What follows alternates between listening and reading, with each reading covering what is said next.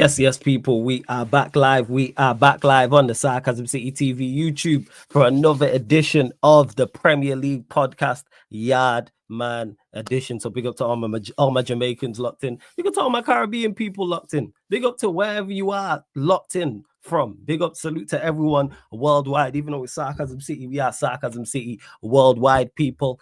Arsenal put 5 past West Ham. 4 goals inside 35 minutes. Are Arsenal now back on the title charge? Were the people who stuck with Mikel Arteta right? We will be discussing that. And of course, tomorrow, the big game of the weekend, Liverpool face Manchester City. Can Liverpool go 11 points clear of Manchester City and then their title hopes? If Liverpool win, is it all over for City? Can City get a surprising win? If it's a draw, is it still all to play for? So we'll be discussing all that. Of course, Manchester United face Everton. Ruben Amorim's first Premier League game in charge as well. Chelsea, who are in good form, they face Aston Villa. Top 4 rivals there, so that could be an important matchup. So we'll be discussing all of those things, people. Apologies on the lateness as well. The lateness is on me. I was sorting some stuff out, so that's why we're so late. We normally go at 11 p.m. UK time, but we're here regardless. And I've got a couple of the gang with me, people. Javon is in the building. Kaneki's in the building. What you man telling me, man? You man good? Yeah, man, everything sealed on my side, you know. Blessings. Yes, what you saying, Kaneki? You good? Yo, Kaneki. No. What's up, man? Talk to us, man. What's going on? What's gone wrong, man? Chat to us. What's going on? No. Some people that do nothing will never do anything, and I've never seen their team do anything and run their mouth like Jesus. Yo, we'll Christ, get there, man. We'll get there. Don't worry about that, man. Because obviously that is the major talking point. That's the major talking point. We'll get there. But big up to everyone that's locked in. Before I continue, run up the likes though, people. Hit the like button on the video. There's already over 40 of you lot in the building. Hit the like button on the video expeditiously, whether you're watching this live right now or watching this back after the live. Make sure you share across all the socials at That's Me Flawless, at Sarcasm City TV on Twitter, Instagram, and make sure you subscribe to the channel Sarcasm City TV and hit the notification bell as well. And yeah, for those that don't know, maybe they don't know, but they know now. Yes, Javon is a permanent member and a permanent co-host of the Yardman Show as well. So it's Javon, Kaneki, and Lex will be here shortly, but that's the trio alongside myself on this show because he says, wait, Javon is now a permanent member of the Yardman Show.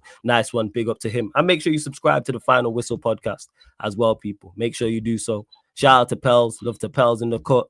Total Eclipse, X, I know, Certified, Functioning Addict. Big up everyone. You lot been waiting for this show. Man said, why says late? I'm falling asleep. Hey, man, you can stay awake, man. You'll be all right. You know what I'm saying? Big up to Zaya in the cut as well. Be all right. Shout out Bayesian Pops, man. Big up to Pops every single time as well. Hey, Prime, I leave you to chat with your babes. You joke, man. I was sorting out genuine stuff. You know what I'm saying? We out here working always on stream and off stream. Big up to Ibrahim as well. But Kaneki, we'll kick it off. Arsenal, 5 goals, score 5 goals away at West Ham. Talk to us, man. Are they now thoughts on the game first and foremost? No, I know what you are about to. No, and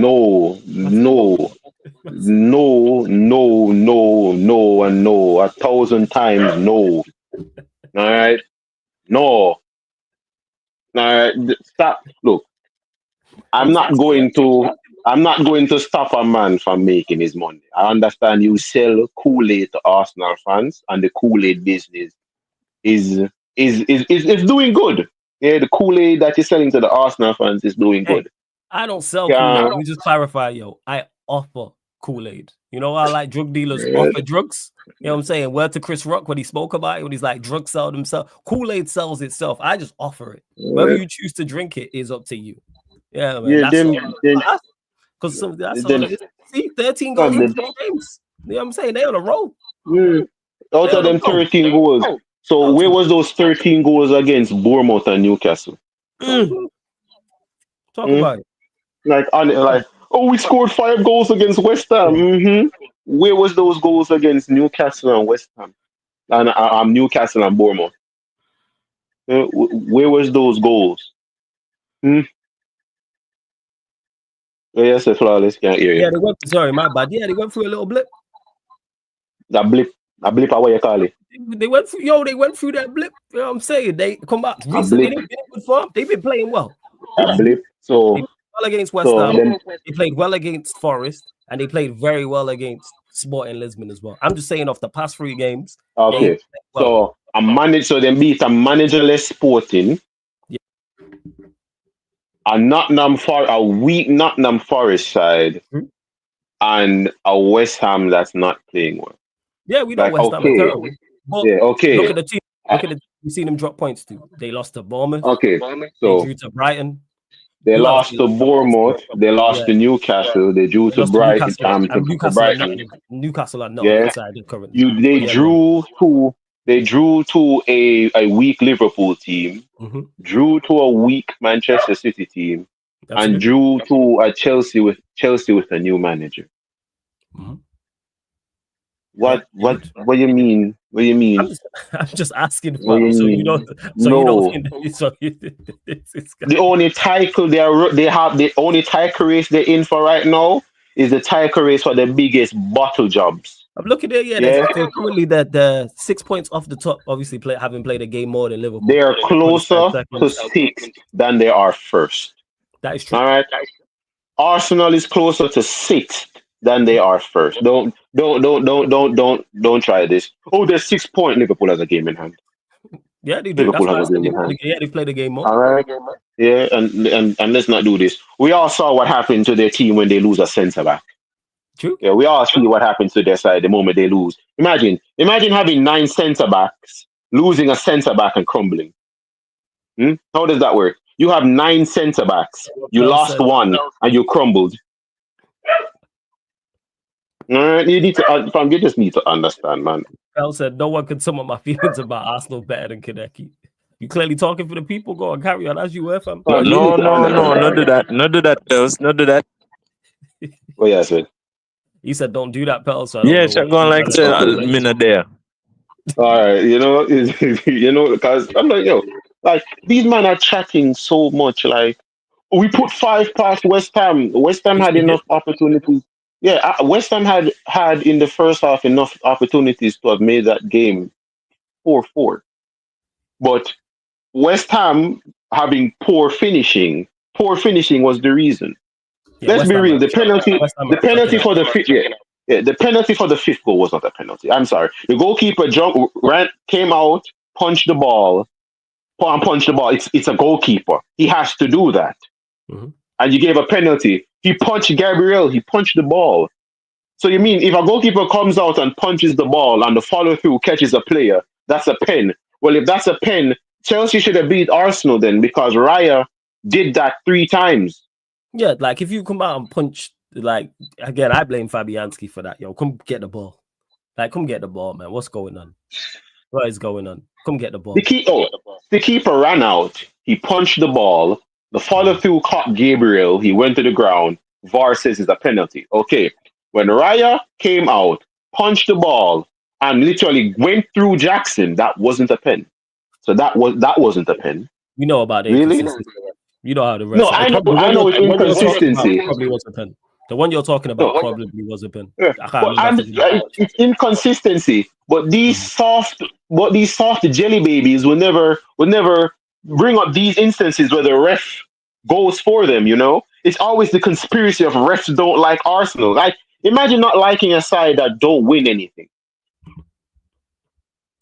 Like, refs hate Manchester United. I understand why ref would hate us. We ruin everyone's life. Yeah?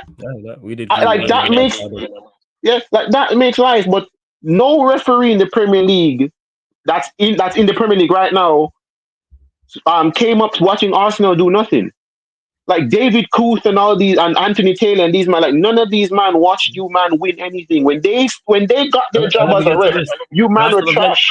Well, you carry on to Arsenal Avenger. I'm here backing you lot. I said you played well today. Arsenal, what are you avenging, fam? What are you avenging? Huh? Like no one's taking your throne, fam. Ain't no Thanos here. What are you avenging, Arsenal? Like Arsenal avenging. What are you avenging, fam? No one's taking the crown of wastemans from you. Your entire club is a joke. No one's taking that throne from you. What are you avenging? Like I'm seeing everybody jumping up for joy. We beat West Ham 5-2, and I'm like, okay, Arsenal are cheering like they're top of the league. Like, be happy you won. Like, congratulations. But yeah, they played well. They did play well in the game as well. Like, they did play very well.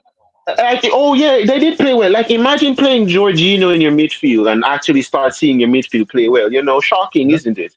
Well, Shocking. Isn't it weird that the moment these Arsenal started playing Jorginho in their midfield looks just a little bit better? And to what's his name in chat that was saying this guy sounds hurt, CBEE. Why man sound hurt? You want to know what? I'll tell you. Big up yourself. Want to know why it hurts? Arsenal hurt my head. Hearing their entire fan base. Scott, yo, Javon, let me get your thoughts on it before Kaneki comes back. Arsenal win, turn around. No, get Javon's thoughts. Something fell. We'll go back to you. It's all good. Yeah. Go on, Javon. But it's the third game in a row that they've actually played well. I mean, I will give credit where it's due.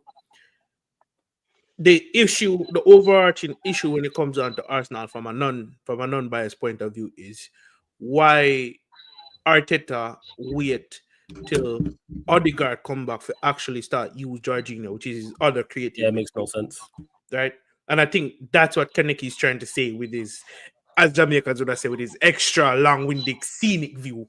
That's the main point he's trying to get to. You have to do that because when you look for Arteta do it, Arteta love to take the scenic road. Like it's the simple road right there. So you lost a playmaker, play a playmaker. No, that's not what he does. He lost a playmaker. Let me put everybody else under the sun in the midfield before me actually play somebody that can actually pass in the midfield. Yeah. So the key factor, the key factor as to why Arsenal has their uptake in performances, I wouldn't say it's solely down to Odegaard. I would say it's more so to do with Jorginho because it goes back to, and if you want to underline that factor, if you look at the first season where they kind of exploded and went on this run, the first time they battled the league, Jorginho was the first was that first signing that came in from Chelsea, who was a mainstay in that midfield alongside Partey.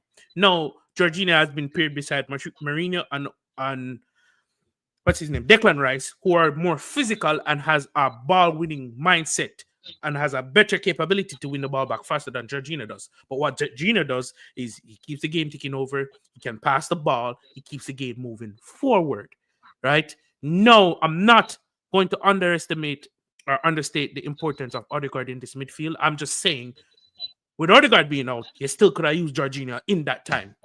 And that's what hurts Kaneki's head. Because they might make you look like the best thing in the world since sliced bread the band come back. No. You had the solution there the whole time. And instead of you actually utilizing the solution, you blatantly ignore the solution and played other people in that midfield. Right? With Odegaard being out, you could have still put the technical midfielder, which is Jorginho, Mourinho, because let's say Rice was injured at this time, and you could have given one area a chance. That wouldn't put so much pressure upon Saka one to create and, progress to play forward and score goals. Do you understand? So I think that's where Kaneki is going. And you can see in these performances, you're scoring more goals. The positional play has been better. You're going forward, right? You're going forward a lot quickly. Right? And on top of all of that, you look more fluid from the midfield. No. Well, with all of that being said, they see the reception we've been getting from these Arsenal fans, and that Kaneki attack, bro. But I know nothing special the man do. The man just solve the man. It's like the man did have the answer this whole time, and I know him just choose to put it on the paper. It was an open book test. So that's why Kaneki I get on. No. Thank you for saying that, because as the Arsenal Avenger, again, big up yourself, rivals crying. What are we crying for? Can I ask you a question? Can answer me that question, Arsenal fan. What are we crying for? Like I always say that. I always hear that. Rival fans are crying. What are we crying for? What are we crying for, Mr. Arsenal fan? What are we crying for? Because for all of you that says injury, here's my rebuttal to injury. You see, unless your team looks like how Man United did in that European final with 12 players on the sideline on crutches, you don't go through injuries. Like Arsenal injuries, no one told you to sign 9 centre backs and not utilize your midfielders in midfield. Yeah. That was on you, bro. No one told Arsenal, yo, we need a striker, go sign a centre back. Hey, we need a midfielder, we need a creative midfielder, go sign a centre back. We need a left winger, go sign a centre back. We need a right winger, let's sign a DM. Like, no one told you guys to do this. No one told you to do this. So again, as I'm asking to the Arsenal fans, listen what gonna happen. So them are gonna go on this magnificent run. Liverpool are gonna drop off, and then them are gonna eventually win the league because City not good again. So it not really matter right now. Arsenal are the best team in the world, better than Real Madrid, better than Liverpool, better than City, better than Chelsea. It's just so amazing. Odegaard with the hair flicks and all of these things. He'll never get injured again. You know, all of these wonderful things will happen for Arsenal, and they'll win the league, and they'll shut up all the haters. Yeah. So really and truly, Chelsea defensive record, right? Huh? And beat the Chelsea goal conceded record, right? Impossible. Oh yeah, don't forget that. Yeah, don't forget that one. By the way, what was it? 15 goals. How much goals 15. have they conceded this season? How much goals have they conceded this season? I'm going to tell you right now. I think they probably concede 16, but that's not. Listen. We can go back 14. To the VAR decisions, and because VAR is against them, we can take away a couple of the goals, so it's fine. No, Lex, you want to know what's going to happen? Because apparently to them now, because they won 5-0, what's going to happen is that Liverpool are now going to go on a 6-game losing streak in the Premier League. Chelsea is going to fall off. City is going to get relegated, and they're going to walk the league with 150 points. Yeah, they're going to steamroll everybody in the Champions League because Arsenal has done that before, apparently, and they're going to win. They're going to win the quadruplet and win the World Cup. Them are going them 7th Champions League, innit? And then them are going to win the World Cup, Right, that's how much them win. Them win 6, and them are going them 7th one. Am I right? Yeah, because that's how these Arsenal fans sound to me. And Hold on. Zinchenko is arguably better than Calafiori. All right. Who? All right. Tell me, say, I know me wants that comment there. Who said that? No, worry yourself about the comments, man. Yeah, pay attention to the wrong things. Right now, we need to be positive. Right now, we need to be positive about the Arsenal because they're the greatest team in the world. We need to just get on all fours and suck them off as much as we need to because they're the best. They deserve it. What's the song? Arsenal FC, we're by far the greatest team the world has ever seen, Yo, it's not like we're rivals and we're not going to talk shit about Arsenal. Why would we do that? We'd never do that. Who's rivals with Arsenal? Raise your hand if you're a rival with Tottenham. Arsenal. Oh, there are no Tottenham fans on the panel. My bad. Who's rival with Arsenal? I'm sorry. I grew up. My rivals was Chelsea and Liverpool. Who's rival with Arsenal? Because I mean, you man came here won like what did they win? They won like what? What's up? But we could never have the success they had. We are just rivals apart. They're on top. 4 FA Cups in 20 years is way better than Champions Leagues and Premier Leagues and all of this shit. Way better. It's incomparable. You don't know how much hearing Robbie, like, we've been more successful than Chelsea. You won 4 FA Cups.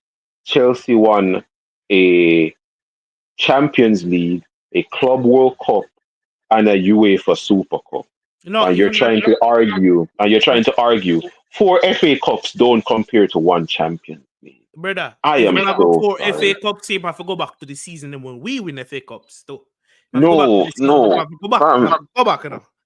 Listening to Arsenal literally sounds like a poor man's Barcelona. That's what they sound like. Like hearing when Barcelona fans try to tell me about Real Madrid, and I'm like, you are more Copa del Rey than us. We have like 10 more leagues than you, and we have 10 more Champions Leagues than you. The only thing you have more than us are Copa del Reys.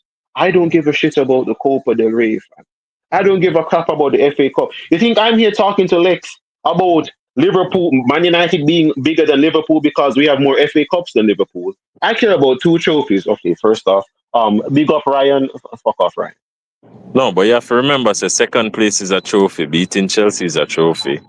Oh yeah, fourth is a trophy as well. Yeah, fourth is a trophy. So it's like Arsenal have so many trophies. We could never compare to them. We put City to the final day of the season. We put City to the final day of the season trophy. The it means more trophy. The bigger fish, the fry trophy. We have games in hands trophy. I mean, Arsenal has been winning a lot of trophies lately. A lot of If you trophies, think about bro. it, a lot of trophy. I mean, they have the win the dog. They have win the dog trophy. I think about it. They have the win the dog trophy. They have the say hi to Declan trophy. They have the Odegaard taking pictures trophy. They have the best looking manager trophy. Like, there's so much trophies that Arsenal have won. I don't know how they're not the greatest team in England. Yeah, the best defense in Europe trophy. Remember all these trophies. Yeah, the Saka Starboy trophy. Man, the Super Mick Arteta trophy. Yeah, because the beautiful Calafury trophy, bro. Yeah, What man? Yeah, like to the guy, and to functional addiction, fam. It's just this. We're talking about the games, but the fact that the Arsenal fans that we've heard, we're just hyping up all these games, hyping up it like it sounded like this. Like you won 5-2. You won 5-2. Like, congratulations. Why are you trying to push it like you guys did? Me hear one man I say, we just jealous of the fact that them unlock set pieces and they have it as a weapon. My God. Like, what pissed me off is that I want to talk about the game, about the Arsenal game, because it was somewhat of a decent game. But the fact that the Arsenal fans are like, it's a decent game because West Ham want to get rid of their manager, so the man them just don't come out and do shit. Simple as, brother. No, I understand that, but the fact that it moved from this was an actual good game to hearing Arsenal fans talk like they're going to do something. That's what pissed me. That's what is getting to me. You won a game. How much games we play and we win? How much games? What the record we have right now? What, Liverpool? Hold on. Yeah. We'll pay like what? And you know what? You know what we need for address this pussy name Arteta. Hear him talk about we've been there and we've done this and we've done that. Brother, shut up. You've been nowhere. We've been there and we've won it. All of this chatting about but when them asking about Liverpool and the season where we're having a chat shit, like, bro, what do you mean you've been there? We've been there and we still have winners in our team. Like, who are you to talk? Focus on yourself, brother. Focus on your team. Because once again, you're not going to win the trophies. See me? And all you're not going to do, I chicken the fans because they only have 2 functioning brain cells. And wait a second, the 2 of them are fight for third. 2 brain cells fighting for third, because what, brother? You need to understand, fam. Like, this game, like, it was a good game. All I wanted, this was a good game from Arsenal. Now we move on to Manchester United. Hey, listen. We cook Arsenal, win, lose, or draw, brother. No, I don't care. I know. I'm saying after the game, I thought that would just be the talk. We won this game. Now we move on to Man United. Why are you guys talking like you're going to do something? Yeah, but no, wait. I wonder what them are gonna say when them lose 2-0 midweek.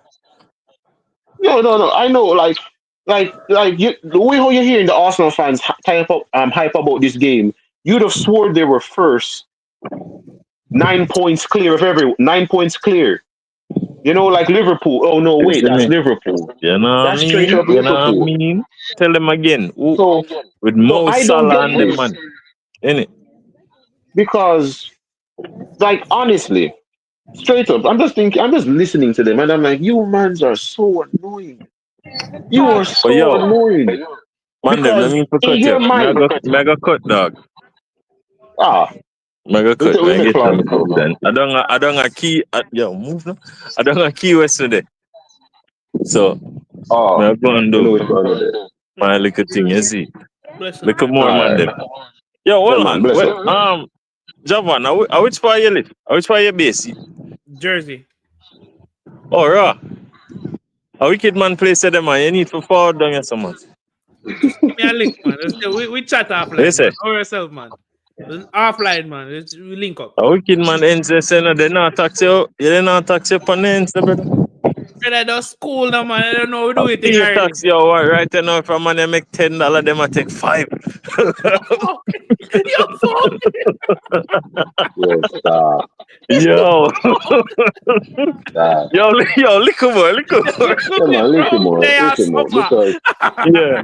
that knows yeah, because what I'm finding funny, if you have the chat up Javon, is the Arsenal fans that are rattling themselves in the chat. They're talking about like Liverpool and all these guys, and I'm looking at them and I'm like, yo, put your trophies on the table first. Mm-hmm. I've been crap for how much years and I've still won more than you. Yeah, how is that possible? And that I think, bro. Like honestly, me just they have to preview the game. Get a little joke. Yeah, because them man they move wild, bro. We are talking about the game. We are talking about what I see. Like, yeah, like what Mikel Antonio, like everybody I thought, but it was a good game. If West Ham had enough chances in the first half to have made that game 4-4. Yo, you see that blood clot free kick there, youth. You see that free Emerson. kick there, youth. Yo, That a clean free kick that me not say nothing. But at 4-0 up, immediately mid upon, all right then, Arsenal 4-0 up. A cruise control now. Straight up cruise control now for Arsenal. Mm-hmm. Leave and come back the game to 4-2. And then when me watch it, West Ham have the opportunity to make the game 4-3. Yep. For real. And literally, before the penalty happened, let's be real. If West Ham actually were clinical, literally were clinical, when Arsenal get that penalty there, the game would have said 4-4. Mm-hmm. Like why? Mm-hmm. And why? I was part of them up 4-0 cruising, right? You would expect them to try control the game and dominate the game, but they let West Ham back in it. One lapse of concentration, and you can see 2 goals immediately. Yeah, bro, and you can't ever say, yo, it's a mistake. No, just 2 good goals. What you gonna do? You see, when Wan-Bissaka. How did you let Wan-Bissaka? How did you make Wan-Bissaka score in you? Near post. How did you let Wan-Bissaka score against you? Like Wan-Bissaka scored against you. Not 2, you know. And then when you're like, yeah, and then you look at it now and you're just at the point, all right, game a 4-1 and a nothing serious, and then 3 minutes later them score again. Really? And so the game could have changed if the penalty wasn't given though, because West Ham was out now up and up. West Ham it wasn't, as I said, it wasn't a pen. It wasn't a pen. But West Ham, I don't care. West Ham was supposed to lose this game. Arsenal went 4-0 up. West Ham should have never had a prayer in this game. Mm-hmm. Yeah, they really should have never have had a prayer in this game. I don't understand how. Clean sheet. For the best defense in the league, they should have kept a clean sheet. Don't even get me started. Like, don't even get me started on this, man. Don't even get me started on this. Bro. Like, me really can't understand it, because, like, I've been told a lot by people, like, I don't give Arsenal credit. You know, I don't give Arsenal credit. I can't give Arsenal credit. My name is not Digicel. But anyway, they're like, yeah, praise Arsenal when they're doing well. So I'm like, okay, I'm trying to praise Arsenal, and then you do something that reminds me why you'll never win the league. Yeah, so something, you know. We're gonna talk about there's something more I bring up. More I'm bringing it up logically. Like all banter aside. Oh, what are your thoughts on the Saka Foden Palmer debate? Because Saka do it consistently, you know, whether we like it or not. No. Yeah, he's doing it. Yeah, he really is. Saka is literally taking up the mantle because he understands, unlike Palmer and Foden, he's all Arsenal have. Have you not realized that? Palmer has help. Foden has help. Saka has no help. Saka literally in the trenches right now. That brother in the Gideon. That brother in the Gideon, brother. For real? You man look over upon the wing and she saw Martinelli or Trossard over there and said, Jaja, me one and This brother Jesus. from Saka straight up literally. Like Saka literally have to look for Odegaard, dog. I just you alone at help me. I literally just Odegaard. Saka have to help. This Saka, Foden and these man's debate, it was never a debate. It was never a debate. Me can't I say hate fam. I hate Arsenal with every single fiber of my being. I don't like these man. But when this whole thing start to talk about the debate, I'm like, it's not a debate. Saka is better. Consistently, Saka is better. When the chips are down, Saka is better.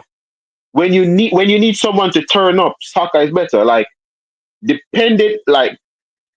reliability, dependability, accountability. Saka leads in all of this. My lead right now, and that's where me forward in with my bias when it come on to Palmer. So the thing is, when Palmer depend in game, bro, when Palmer depend in prime, when Palmer is at it, I think he's a better player. But Saka have a consistency over him. You see? Yeah, because and the thing with it, as you said before, which always like catch everybody. Palmer upon him day. There's no argument with when them say there's no Saka on his day. It's just play Saka. Like that's just it. It's not on his day.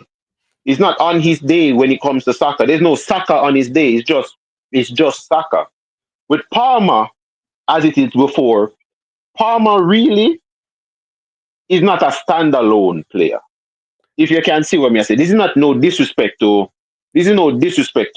Palmer, as me I say. I don't know disrespect me now. This Palmer. When it come on to Saka, like I straight up him and God alone with Arsenal. Yeah. Just straight up. When a Saka is just playing, it's not where's Saka's best position. Like with it when it's with Palmer and Foden. Oh, you have to play them here to get the best out of them. For Saka is literally put him on the pitch and leave him alone. You see, that's why I'm not looking. I understand. This is how I'm logically looking at it. I'm logically looking at it with it. With Palmer and Foden, it is you have to know how to play them to get the best out of them. With Saka, it's just put him on the pitch. But here's the flaw in that argument, right? When you put Saka on the pitch, you put Saka in a one position and you tell Saka to do one thing. When you come on to Palmer, because Palmer give you so much different facets to the game and give you so much more than just the attacking outlet. You're going to get coaches who are going to want to play him in a 10. You're going to get coaches who want to play him wide, and you're going to get coaches who want to play him in the right half space. That is not a slight. Hear me out. Let me land. This is not a slight to Saka, you know.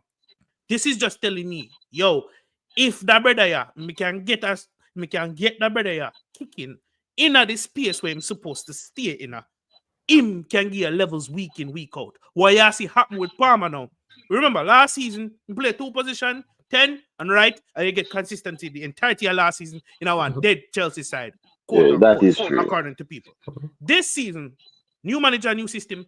Last season, in a couple of the games in this season, the man a play DM. The man a play right beside Caicedo, and him have Enzo a push up further in the right half space where Palmer supposed to be.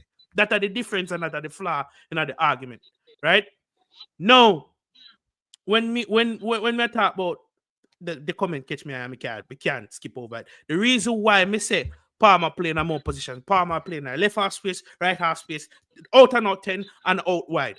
What you talk about? Palmer is a left.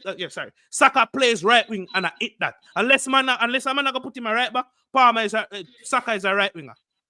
Go back and watch the game them. Yes, he might go track back, but he's an out and out right winger. Don't do that, brother. Stop. I know. And as you realize, I'm a brav sports you talk about. But as I said before, this is why I say I don't like debates. Because you're debating 3 different players. Oh, big up Cube. You're defending 3 different players. Out to Cube. Big up you man holding it down. You're defending 3 players that plays way different. Like way different. One player is going to be more like, for example, this Saka Foden, Palmer debate sound like Pogba, Kante, and Kevin De Bruyne.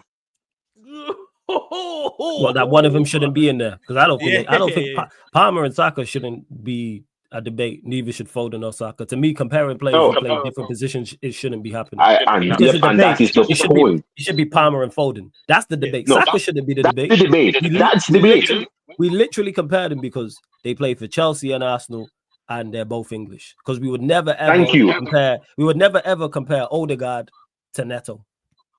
That's essentially what they're doing. That would never ever be a conversation. That is what they're doing. Imagine I titled one of these or Q&A and was like Odegaard versus Neto. Man would look at me like I'm crazy. But man would look. What are you talking? That makes no type of sense. No type of sense. Odegaard versus Kyle Walker. Yes, you know what I'm saying? Like two players who play completely different. Now, Foden and Palmer, they play the same position. That should be a debate. That is a debate. That is a debate. Like if Chelsea had an English right winger who was flying, that would be the debate. Yeah. Let's say Palmer actually played. Forget Palmer, but let's say they had an English right winger like Neto, who was out there and was balling out and was young and English. It's English media, man. That's why they're pushing that. I just wanted to bring it up to get you made a valid point. Yeah. You did, and it's the reason why I said the comparison isn't fair, because I'm like, Saka's job as a winger: get the ball, run down the line, put in a cross. Get the ball, run down the line, put in a cross. Get the ball, run down the line, cut in, shoot. That is Saka's role. Palmer and Foden's job now: go into the midfield that is swarmed by how much team people. Get the ball. Try and beat two midfielders that are going to try and that are pressing you. Pass the ball to the wing. Move into the space. Try and find a space in between two centre backs or the centre back and a full back. Receive the ball. Try and play an intricate pass to the striker or to someone else. Your job is more complex. Saka's job: run down the wing, put the ball in the box. Run down the wing, cut in and score. And to tell the clip, sorry to cut you off. To me, and it's not just on those two positions. Like compare a right back to a right back. Right back. Don't Saka versus Rodrigo makes sense. Yeah. Don't say right back to centre back. Don't be like, all right, who's better, Saliba or Trent? How stupid does that sound? How dumb does that sound? About Saliba. It does. Compare Saliba to Van Dijk. Have that debate. Trent to Ben White or Timber. Fullback to fullback, centre back to centre back. What are we doing here? All right, let's compare Rice. It should be Odegaard to Palmer if we're being fair. Odegaard, 11 seasons. Exactly my point. Odegaard to Palmer because they operate in the same spaces. Yeah. That's a fair comparison. 11 season. You're disgusting for that comment there. 11 season. You're too wicked for that. Yeah. His pockets. All right. To Braff, when you're saying if he has to do so much, the system is flawed. No, it's called being a midfielder. Do you know who does the most on a pitch? The midfielder. The midfielder is supposed to do the most on the pitch because that's his job. That's literally his job. For Man United, Paul Pogba, I really don't want to bring him up, but Paul Pogba's job at Man United was he had to go to the centre backs and get the ball, play the ball to the wing, move into the other opponent's half, get the ball. Like he had to ball carry, he had to sit, he had to dictate. Like that is what it is. That is what it is. This is why I'm not saying in the debate it's Saka. That's why I said in the debate it's Saka. Because Saka's job is the most simplest out of the three. Yeah. Saka, Foden, Palmer. Saka has the most simplest job. He has the most simplest job. It's literally the most simplest job. You're a winger. Your job, get the ball, go down the wing. Get the ball, go down the wing. Get the ball, go down the wing. What's so difficult in literally running in a straight line? Especially if one of your best attributes is to beat your man 1v1. You're going to have that that bow in your quiver 99% of the time. The reason why I brought up this debate is one of the biggest debate about amongst young English talents. For me, when it comes on to this topic and this conversation, if you really want to ask where Palmer did this season, go and look at the games and then come back and talk to me, because I'm not about to have a conversation with somebody who can't understand basics or a little bit advanced football.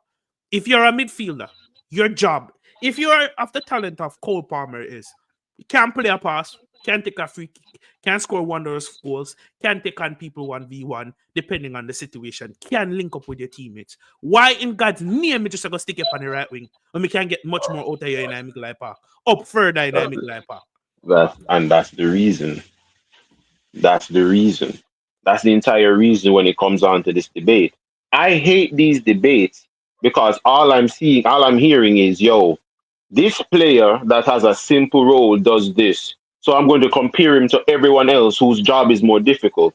For example, I'm just going to bring it up as an example.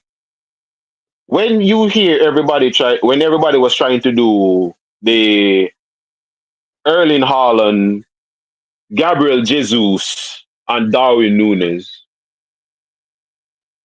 who has the easiest job out of these three? Erling Haaland, Gabriel Jesus, Darwin Núñez. Who has the easiest job out of these three? Haaland, because him not feeling like that too. Yeah, it's Haaland. Haaland doesn't have to do what Núñez and Jesus have to do. Jesus has to link play. Núñez has to link play. Like, you hear what these two have to do? These two have to drop back. You've seen Núñez on the right. We've seen Núñez and Jesus play on the left wing and the right wing. Erling Haaland is one place. Erling Haaland stays one place, central. Mm-hmm. He literally just stays central. He's not involved in any of the play. This is the whole debate. I don't get the debate. I don't get the debate. Hold on, Neki. I'm going to say this again. I'm going to try to explain this because sometimes on the reason capability make me frustrated. Kineki literally just said, as a winger, your job is going to be more simpler to your task are a bit more simpler than a midfielder. That no mean say easy. A two different thing, that brother. Yeah. Right. If me have 10 things to do in a one position and you have 2 things, which one is easiest one to do? Which one is simpler one to do? I'm sorry. No. Brother, so if as a winger, I'm supposed to attack, cut in and score. You can do that at different levels. If you Salah do the same thing, Salah do the exact same thing. Him just levels above the rest. Well, he so just he does it ridiculously. He does that on a different level. But that's the point where I'm saying, why are we comparing a winger to midfielders? Foden, Palmer can play on the wing, yeah, and I've seen Pogba play left back. Can I compare Pogba to Robertson? I've seen Fred play right back. Yo, Fred versus Trent. Yeah, it's dumb. Like, as I said before, I am not disrespecting Saka because, as I said before, his consistency is off the chart. I'm not going to disrespect Saka on that. I'm not, because that's what Saka is good at. Saka just put him on the pitch. You don't need to figure out. You don't need to figure out how to unlock Saka. What I need to do to get the best out of Saka. If you do that, just put Saka on the wing, leave him alone. That's literally put Saka on the right wing, leave him alone. Leave him alone. But when you're looking at a midfielder who has to do so much different things, he's not consistent. I don't expect to see consistency from attacking midfielders whose job basically is to do so much. Like, especially for Pep Guardiola wants Phil Foden to be doing, yo, I need you to be a ball carrying, ramen doitering, trick work. Like, I don't like what really? Palmer's job, like Palmer's right here. Madueke in a sense. Palmer no have to cover for Madueke and I do film job. Jackson sometimes move like a earthed. So Palmer now have to do Madueke job and Jackson job. And on top of that, you can't keep over disappointed. It's very important. Palmer 10 feet. Because he might play midfield, he might go over to the left-hand side. No, and that's when I just ready to bring it up. No, Mudryk. No, I do foolishness. So now, Palmer, because in literally 3 attacking players, them a move like waste, man.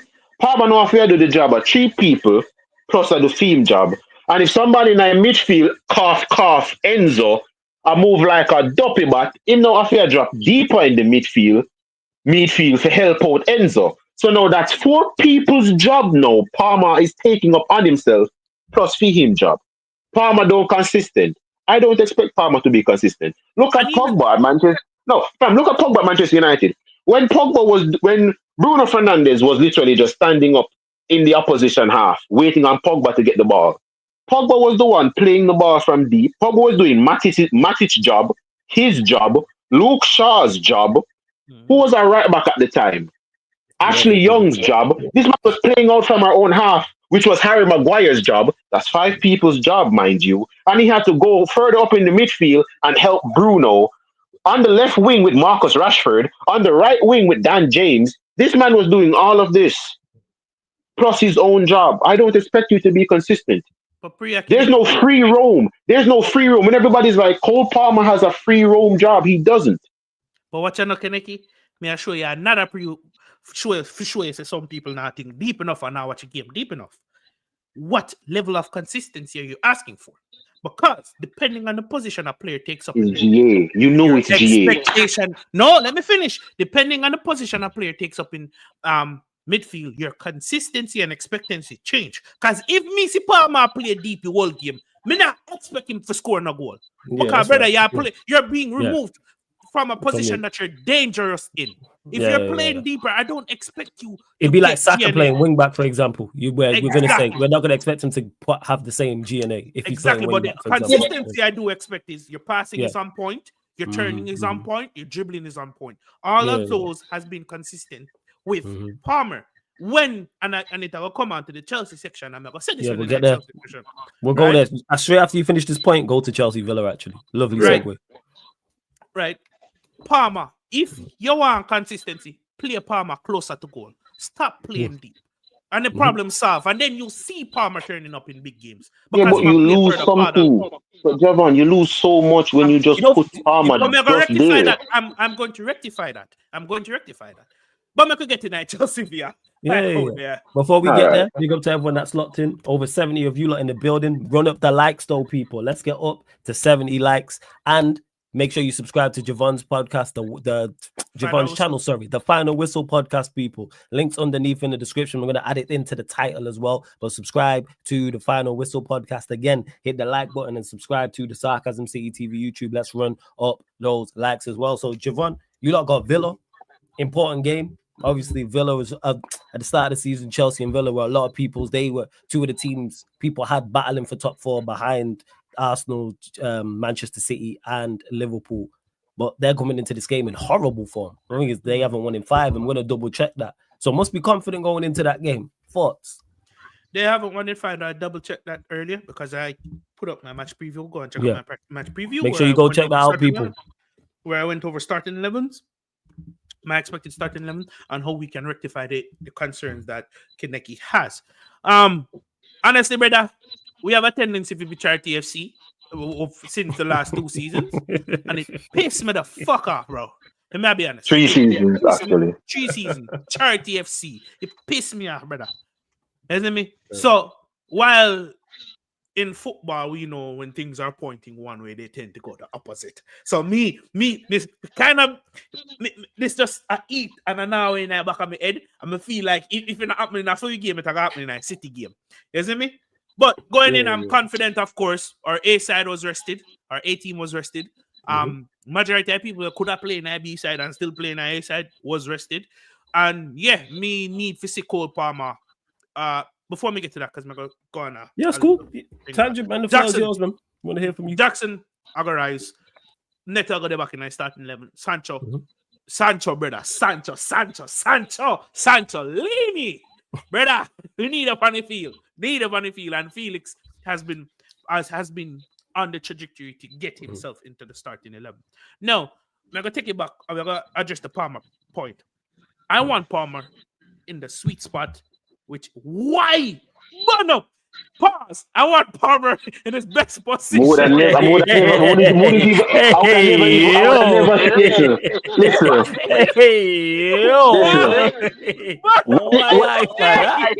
That brother say, from him statement upon, all right, let's see if he might go sink himself further or catch himself. All right. Catch yourself, brother. Catch yourself. Oh no. Yo.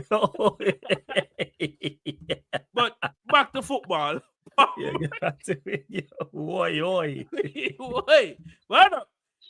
Palmer needs to play further and closer to goal to get the best version of Palmer, right?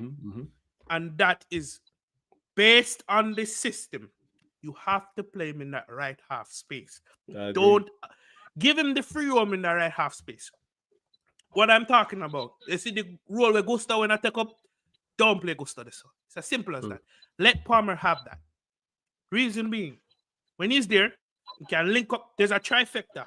And I said this on my preview. There's a trifecta between him, the right winger, which at the time was Madueke, and Jackson.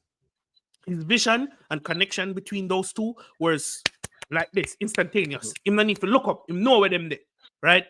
And him have the killer line breaking pass, killer loop pass, and he can interchange those two easily. Now, where we see Palmer drop off is when you're asking him to do too much. Asking him to do too much is dropping deep to try and play those line breaking passes. It is not. I understand saying have the quality, but you need to give him a simpler role in order to get the best out of him to benefit the team overall. Behind him, you can go with 2 DMs, or you can go with Caicedo and Enzo and have the inverted fullback, which is Cucurella, step into that defensive midfield position to allow that balance going forward, right? Now, it's going to be, like Mariska said, the team is going to change based on the opposition we're playing. Onana is out. So, them physicality in our midfield not gonna be as they got a lot of injuries in there, I think. Right? Yeah. So that's why I say, you can allow room for your Enzo, or hear me out, you can allow room for another attacking player, i.e. Felix, i.e. Nkunku, in their natural position, just beyond the striker. And then you can have your 2 wingers keeping the width, and then you can have Palmer there. The reason why I'm saying that is, them I got Palmer. Let's stamp down on Palmer. You still have 2 man free at all times. You understand? So come you mitigate all of that the problem there where happening in our midfield. And then I'm gonna say, you know what? Stamp down on Palmer. Palmer still have the pass. You let go Palmer, he might go assistant score. And in a them game, you typically gonna see Palmer rise. I need that to happen. To answer the chat's question, goalkeeper start Jurgensen. Matada Sanchez. Sanchez, I got to say that game. Sanchez is a goal. We start that game 1-0 down. 1-0 down. Sometime 2 bomber clock 0 down. Matada that, brother. I said we start the game 1-0 down with Sanchez in goal. You see me? You know, when I spend too much money for your cash up, I have a negative balance. That's Sanchez that. Matada that, brother. In a negative balance. Exactly. Matada that fuckery. You see me? We can see some defensive stability being built, and the defensive partnership is getting better between Fofana and Colwill. Cucurella, scintillating Cucurella. No, I'm not going to say. Him know when to step in, know when to overlap, him know when to say, you know what? Ono man got it. Now they and solidify the back line. Fofana, a wild man sometime. Sometimes good, sometimes shaky. But like the role when play last time. They deployed Fofana as a right back last time because they wanted to rest Gusto. Right? Fofana is 10 times better than Nesasi at right back. The man knows, say, yo, I don't have the pace to overlap, so me I got the halfway line and come back. Me I go in the middle and come back. Nesasi big bumbo clock gone up one play striker and him deployed as a right back. Make it make sense. No, the problem is Fofana has this great thing that a lot of people don't know. It's called positional discipline. You know, it's called understanding your role. You know what the crazy part is about that, Kideki, is that professional footballers don't know that. But I kick ball and I know what to do. I know not to go too far forward, but I can't get back. So I'm like, you just sit in the midfield, yo, in front of the back 4 and chill. You know what I'm saying? It's like, yo, the manager we have is known to play a back 3. When Cucurella goes up and plays high up the pitch, me and our other 2 centre backs can play as a back 3. Like you want for life. But this Sassy, king of Kurt Zuma, decide, you know what I'm going to do? The manager deploy me as a centre back. But in my life, I can tell you, I've seen enough Ronald Koeman clips on YouTube to know I can do what he does. So let me run all the way up and stand beside of Jackson at striker, leaving the entire back line exposed. Bro, me see this has to try overlap to provide an option for Madueke. We see when Madueke give me ball, the man get the ball and last of blood clot. Do you hear? Repeat that sentence you just said a while ago and tell me what was wrong in that sentence. The overlap. Repeat what you just said. Okay, thank you. This Sassy cannot run in a straight line. What is he overlapping? Bro, that me I try to say. You know, get none of that from Fofana because Fofana understand say, yo, I am just here to be a quote unquote pseudo code or pseudo right back. Which you're there to facilitate. I'm not a right back. Me just did it for when we're going around back three, me stepping at the right centre back. Call it deadly and done. You see me? Recycle the ball. That's it. Exactly. Recycle the ball. That's it. Exactly. That's it. And Moon might see body shield back in with this back three again, you know. If me I be honest. Because that version that body shield we get last week, that was brilliant. Line breaking passes. Can actually defend when you put him beside proper defenders. In our back three, he was good. I just expect Gusto to come back into the starting lemon because 2 games now in the play. I'll come back and I start lemon. I'm just praying that he doesn't take up the position that he took up the last time Gusto played, because if that happens, we're going to break down our own attacks and we're going to waste chances. The persons that's playing, whether the final ball in the box are taking a shot and the final third for Chelsea needs to be of someone of quality. It cannot be a right back trying to maraud as a right winger when he has never played right wing in his life. Yeah. Right. So honestly, it should be a good game tomorrow. If Maresca makes these changes, we can guarantee you that Palmer walk with a goal.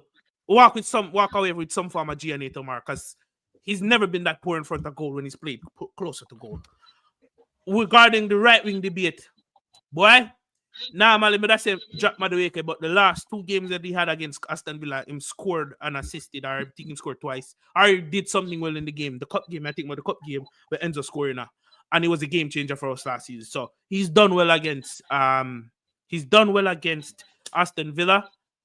If Sancho is ready, may I start Neto and Sancho. If not, I don't mind Madueke starting. And carry on. Before you carry on, because I got another question in regards to Chelsea. Let me just get to the super chat. Big up to Andrew for the super chat. Is this West Ham nobodies? Did they have injuries? They didn't have injuries, but they're just a terrible outfit under Lopetegui. How Lopetegui still got a job, I have no idea. There's no way in the Premier League you should be, unless you're like battered, unless you're a championship side who's just come up to the Premier League and you're way off it in terms of quality. You should not be 4-0 down to anyone at home inside 35 minutes. That's unacceptable. 4-0 down at home. And West Ham are the established Premier League side with some good players. Like, let's not do that. Like, yes, Arsenal thoroughly deserved the win, but that is a sackable offense. He should have been sacked once that 4th goal went in. There's no way he should have kept his job. In the first half too. Yeah, he should have been on the line like he's being served these papers like it's in the US. They should have just handed it him on the touchline. They should have tapped him for the shoulder. Yo, they should have done him what the Bears did to their manager. They should have done to him what the Bears did to their manager. Like, that man came out, did a whole interview and was like, yep, as you walk through the door, you got the phone call. Yeah, you're fired still. 4-0 down inside 35 minutes, and you're an established Premier League side, which West Ham are. Yes, they may be going through pop, but they're an established. They're not some team who've just come up who've never been in the Premier League, or Ipswich who ain't been here for 20 plus years or something like that. Like 4-0, nah, outrageous. How did you man go from? You play DM in neither side flawless. Depends on the size of the pitch. You know what I'm saying? That determines. Cause I'm trying to cover as little ground as possible. So it depends how big the pitch is. From a and I asked him, can do. The bigger the pitch go, I'm going to need help. I need somebody right beside me. Yeah, that's it, man. So it's dependent on the pitch. You know what I'm saying? Because you don't really, because like 9-a-side, that's a bit more, but like 6-a-side, 5-a-side, the pitch is normally smaller, so man can get around. I can get around like 10, 15, 20 yards. Man can get around that. Once the pitch is bigger than that, it's a problem. And that's what it is. Right here, this is the difference between a loan DM and a partnership DM. Yes. Simple. Yes. Because I cannot play in a single pivot. You know what I'm saying? Well, like, no. But we are alongside someone who's mobile. Oh, yeah, calm. Like, he can do the running. Oh, yeah. That's what is needed. But hey, we move. But big up to Duncy. Make sure you run up the like scales up to 70 likes as well. And big up for the super chat as well. Appreciate it, Andrew. Appreciate it. But Javon, Reece James, I've not actually got your thoughts. Injured again. Where do you stand? Do you want him sold? Is it last chance saloon if he can get fit? Are you looking at it in the summer? Because obviously you've got Gusto who's playing right back. You may sign another right back, maybe. Or you may sign another right back in the summer, maybe not. But where do you stand with Reece James? Bear in mind he is your club captain and he is on a long deal, and we know he is talented. Firstly, let me say this: I really hope he can recover to come back into the game. But my honest opinion on Reece James, I think we need to start stripping away things, and I mean it's so harsh. Like he shouldn't be the club captain anymore. Okay. Reason being, I genuinely believe in a philosophy. You can have two different types of captain. If you're an older captain and you're picking up injuries, cool, stick with the captaincy. But you cannot be 24 and having these level of injuries because guess what? You're not get to build a bond there with your teammates. Because you know it's a different thing when you know somebody decided in our trenches versus I watch on the sideline and I tell you what to do. Fool in the shot, brother. You understand? For someone his age, I would expect him to be in the trenches with his teammates, building that I'm missing the word right now, but building that solidarity. Right? So just take with the captaincy from him for a while. Take with the don't make him vice captain, don't make him co-captain, just make him focus on him alone. You see me? Let him alone, make him focus on his fitness. In regards to him being sold, you have a brother in our academy named Josh Achenpan, who has the physicality and the capability to be a backup to Malo Gusto. And we have other defenders that you can shift the system around much like we saw with Mario Shield. I don't necessarily want to go out and sign another right back. I would just look for a backup from the academy because Josh Ashmimpang has been scouted from Real Madrid and they actually want to sign from Real Madrid, Liverpool, etc. So I would bring him into the fold to be a rotational player for now. The biggest issue with all of this is Gusto himself is injury prone. So the right back situation for me is very sensitive.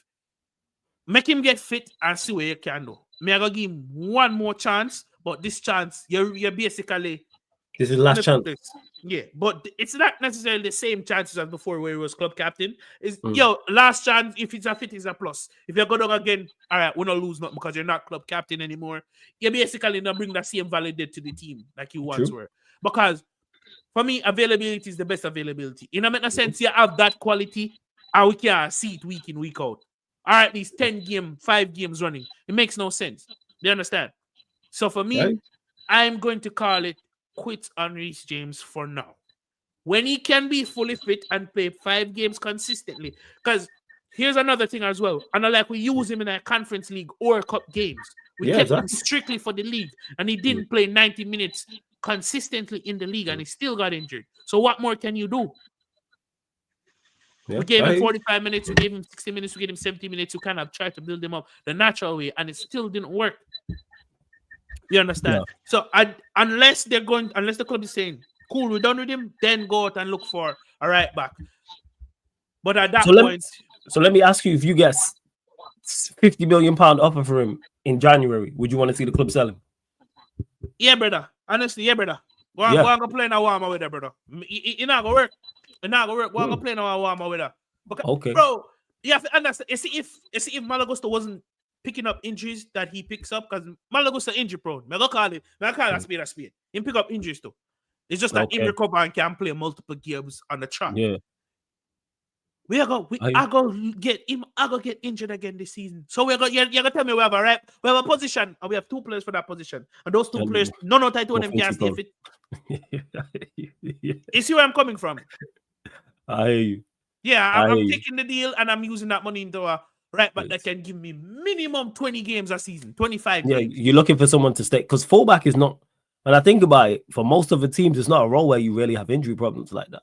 It's normally a role that is easy solid to deal with. Yeah, like where your fullbacks are reliable. I don't remember, when I think about other teams, I don't think of too many teams where I say their fullbacks are injury prone. Yes, they'll get injured because they're doing the running up and down.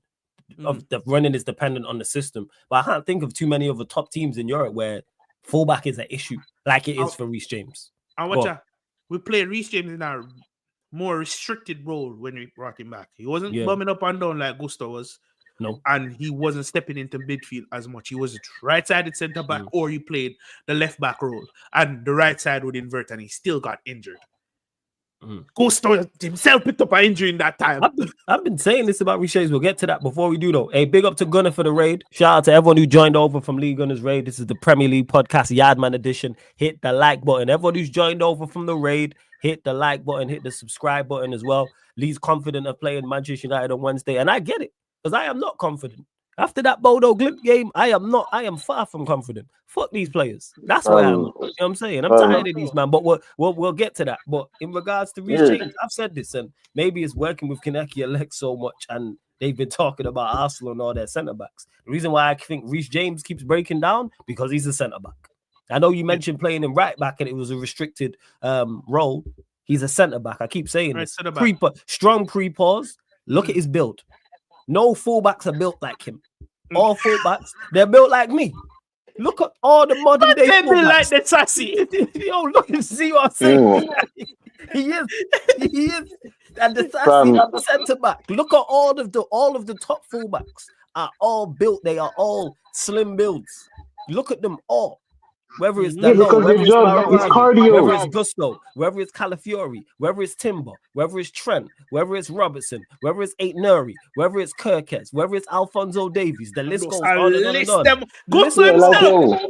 Roberto Carlos and Lilian Thuram don't count. Bro, them are alien, brother. Them are alien. Even Roberto Carlos, like, he was small. He was smaller in stature. Yeah, look at him. He slimmed down. Like, that's what it is with Reece James. And you know who Reece James is like, who continues to get injured because he's not a fullback? Luke Shaw. They're built the same.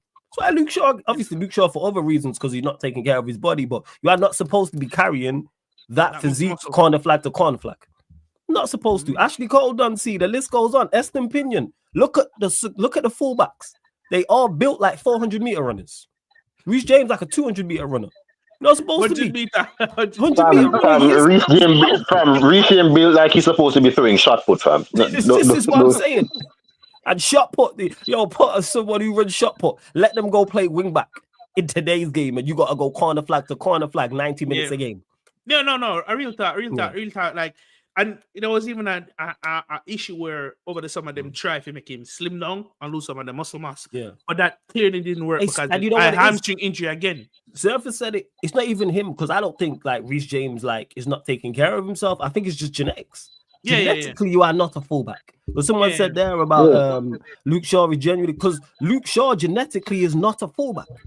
Maserati, Eston Pinion, people, look at all the wing backs in the Premier League or in Europe. All their builds are the same. That is not an accident. Skinny and ready to run, brother. Yes, you're not supposed to. You are not supposed to be a shot putter going corner flag to corner flag. And the thing with Reece James is this: like, Chelsea tried to make him take off weight. You're going to destroy him even worse. You're destroying him worse, making him take off weight. You're making him take off what his body is naturally supposed to be. His weight is what he's naturally supposed to be at. You making him lose weight puts him at a higher risk of getting injured. It's like look at Lukaku. Well, the moment Lukaku started to slim down, how much injuries did you see Lukaku start picking up? Mm-hmm. Yeah, because the body not used to it, and then go through the acclimation period. No, and that's the point. With Reece James, listen, it's like with the Fofana thing where I'm like, I've seen how good you are, and you're a Chelsea fan, so you're more in depth with it. He's like this. I want him gone. But Reece James, to me, it's literally just, I can't even say wrap him in a bubble, because you guys did that, and it's better than the bubble and still find a way to injure himself. Like Kinnicky, see, if you really think about it, because I know you probably rate Reece James, but if you really think about it, and the situation we're in, there's no not saying not sell him. Because where you going to there is no not selling him. You have a point. But bro, you see, if it would be different if Gusto could stay fit 25%. I'm sorry, 25 games out of a 38 games. He's not even set. No, if you really want to compete, so put you on 28 games. You can rotate for a couple of other games now, but 28 games. Gusto himself, who younger, now go get 28 games. That's the issue right there in of itself. So me can't give you a leeway when the man was supposed to be your backup, can't even back up you 90%. Yeah, the brother was supposed to back up you, play just like you, and I get injured just like you. But understand, you can't have so much. You see me? So much injury. You have a point. You have a point. You see me? And you have to keep Gusto because Gusto does stay fitter longer, and then you can even still make the argument that Gusto get injured because he might play too much games in a day. Bro, we are compete. If we want to compete for all games, that our 60 plus 70 plus game, one right back. That no. Why I understand what you're saying, because it's like with Arsenal and Tierney. If any Arsenal fans can agree with Tierney, when Tierney was their best, was their only left back, and he was playing all those games at left back. You watch Tierney body break down. The thing was is that everybody wants to think that a fullback should be able to move like Trent and Robertson. Those two guys are freaks. You can't expect every fullback. Like, you can't expect everybody to move like those two, bombing up and down, really. All right? Not everybody's body structure is off Robertson and Trent's level. Yeah, because Tierney, even Tierney is like, look at his build and he's breaking down, because obviously some people are just injury prone, but I hear your point. Go on, fam, carry on. Yeah, so how it is done with Reece James, you really have to call it quits now, because I'm starting to think about it, because I'm like, we could play a centre back role. You have way too much centre backs and not enough fullback. But you know what the crazy part is? I think at centre back, I think he could be a bad boy centre back. You know, he would. But the thing is, you're taking such a bad risk. It's such a bad risk on it. He would be a bad boy centre back. Does Chelsea have the time, resources, and patience to wait for him to try that? You see this B team thing that they're doing in the Conference League. I think that's the time to play. But hear me out now. Yeah, go. That's fine. But how the system are going to set up? Because if we are playing with a high line, it's not going to be the same fucking thing. He cannot run. You see me? Unless in positional IQ are going to be Thiago Silva level. And it's not. I've not watched him like that. Has he lost his pace like that? He has. No. Not really. Not as bad, but put it like this. If he goes in a sprint race, he's out for the season. Yeah, remember, the injury that he picked up. The injury that he picked up happened because he chased, what's his name? What was the game he got injured in? He started to run down somebody and immediately pulled the muscle. It's bad. It's bad. He can't sprint. Yeah, because I hamstring I problem, and on the knee and on the ankle, I hamstring them I problem. And if you know anything about sports, fitness or whatever, you realize the hamstring them heavy when you're sprint. Hamstring and for one of your main injuries constantly be hamstring, that means you shouldn't be running. You can't use your pace at all, even if you have it, bro. You understand? You can't use your pace at all. And that's horrible. And the only way to supplement that, as you put football, people would know your positional IQ have to be next level. Because Thiago Silva never fast. Man, you know, positional. Positional. And you know what? He was deceptively quick for his age. When he got old, he was deceptively. Thiago Silva has never been fast. He was quick. He had, not only did he have good positioning, he was quick enough. Like he had enough mobility. I was saying he had enough. Like even like with Giggs, it's like Giggs will find his game, but like you're not. It's different playing in midfield because you're not really tracking runners. Whereas Thiago Silva had enough agility. Like he was mobile enough. Like his agility and balance was very, very good. And I want to tell you, you only saw that agility because of the defensive lapse in Chelsea's defending. 90% of the time, IQ, brother. I wonder, all you know, so they say you're finished. But he taught me the game, you understand? So when it come on to this Reece James thing, unless him defensive awareness I got up on him, IQ I got up, bro, may I call it quits or bring him on as an impact sub. Honestly, me can't do it anymore, bro. Me need at least one right back, whether rotational or a starting right back. Me know me can count by you for minimum 30 games. Can't do it, brother. Look over there, I say, Pambok like the sassy. Oh, me I go play striker today. Man, move fire, say, yeah, man. Nah, that's fair. Before go on, Kaneki. Last point on it, and then we're gonna move on to the City. We're going to move on, but City, what I'm Liverpool, saying with this whole thing with them is just that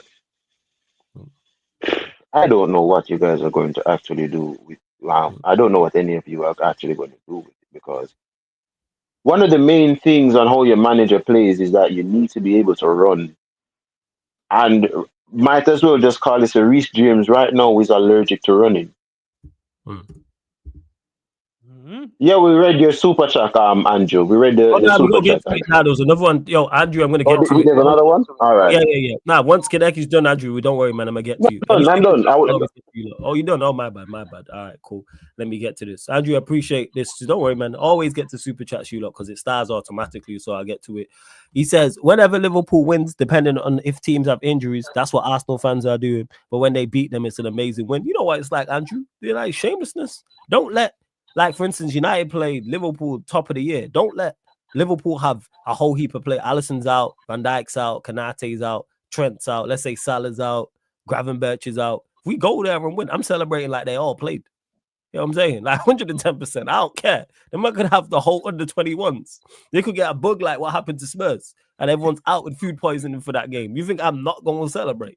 110%. If we win the game, I'm celebrating like all them man played. And that's just what it is. And I'm Andrew, you old enough, like we've spoken enough. You know what fans are like. Fans are very, very shameless, which you're going to be. 110%. It's like our City there on this losing down street. Yes. Make Chelsea ever beat City. Maybe I'm back. I could have they celebrate like a prime Pep Guardiola. You know what I'm saying? You think if we don't beat City in the state, let's say City don't win any games until United play them, and that would be like, I think it'd be like 7-8 games without a win or something like that. If we're their 9th game and we beat them, you think I care they ain't winning 8 or 9? Yo, we just beat City at their place. I don't care. That's their lookout. I'm gonna celebrate like it's prime City. Like all their prime ballers are there and he was going on a great run. How you turn up to the match is not on me. If you are not prepared and you got injuries, you know what that is? That's a you problem. I celebrate like a you problem. Oh yeah, man.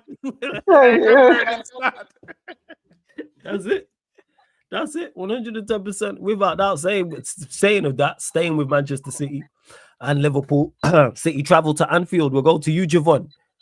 Surely, I don't know your prediction on them. We'll do predictions at the end, but surely there's no way. Do you see any way City get a result here? And if Liverpool beat them, is City's title hopes over, or do you still think they can turn it around?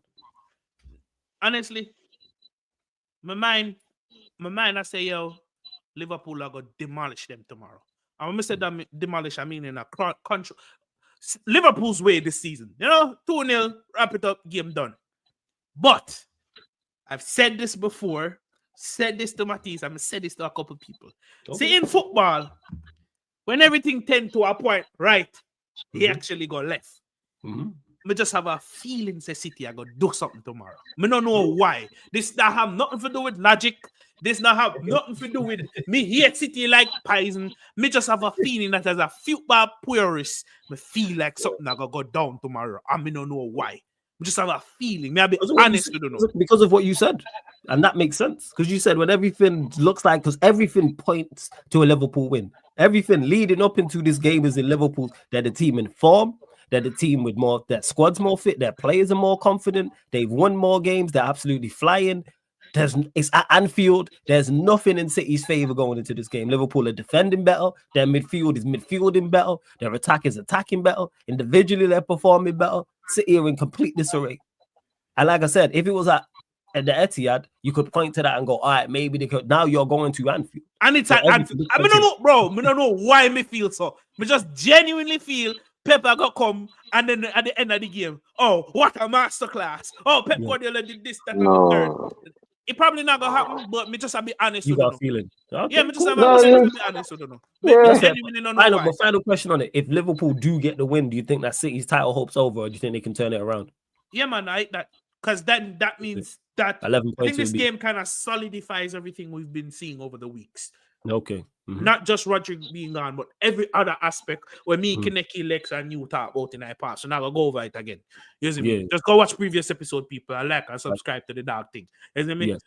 But that kind of just solidified. Like, even in a big game like this, where the balance, where everything's in the balance type shit, where you actually need to show up to keep some remnants of your title up alive. You show up and you get put down, you get packed in. Yeah, bro, there's no coming back. Just focus on next season. Plus, you won 4 in a row. You can't take a season off, man. What are you saying, Kaneki? You see doing anything in this game? No. Talk about it.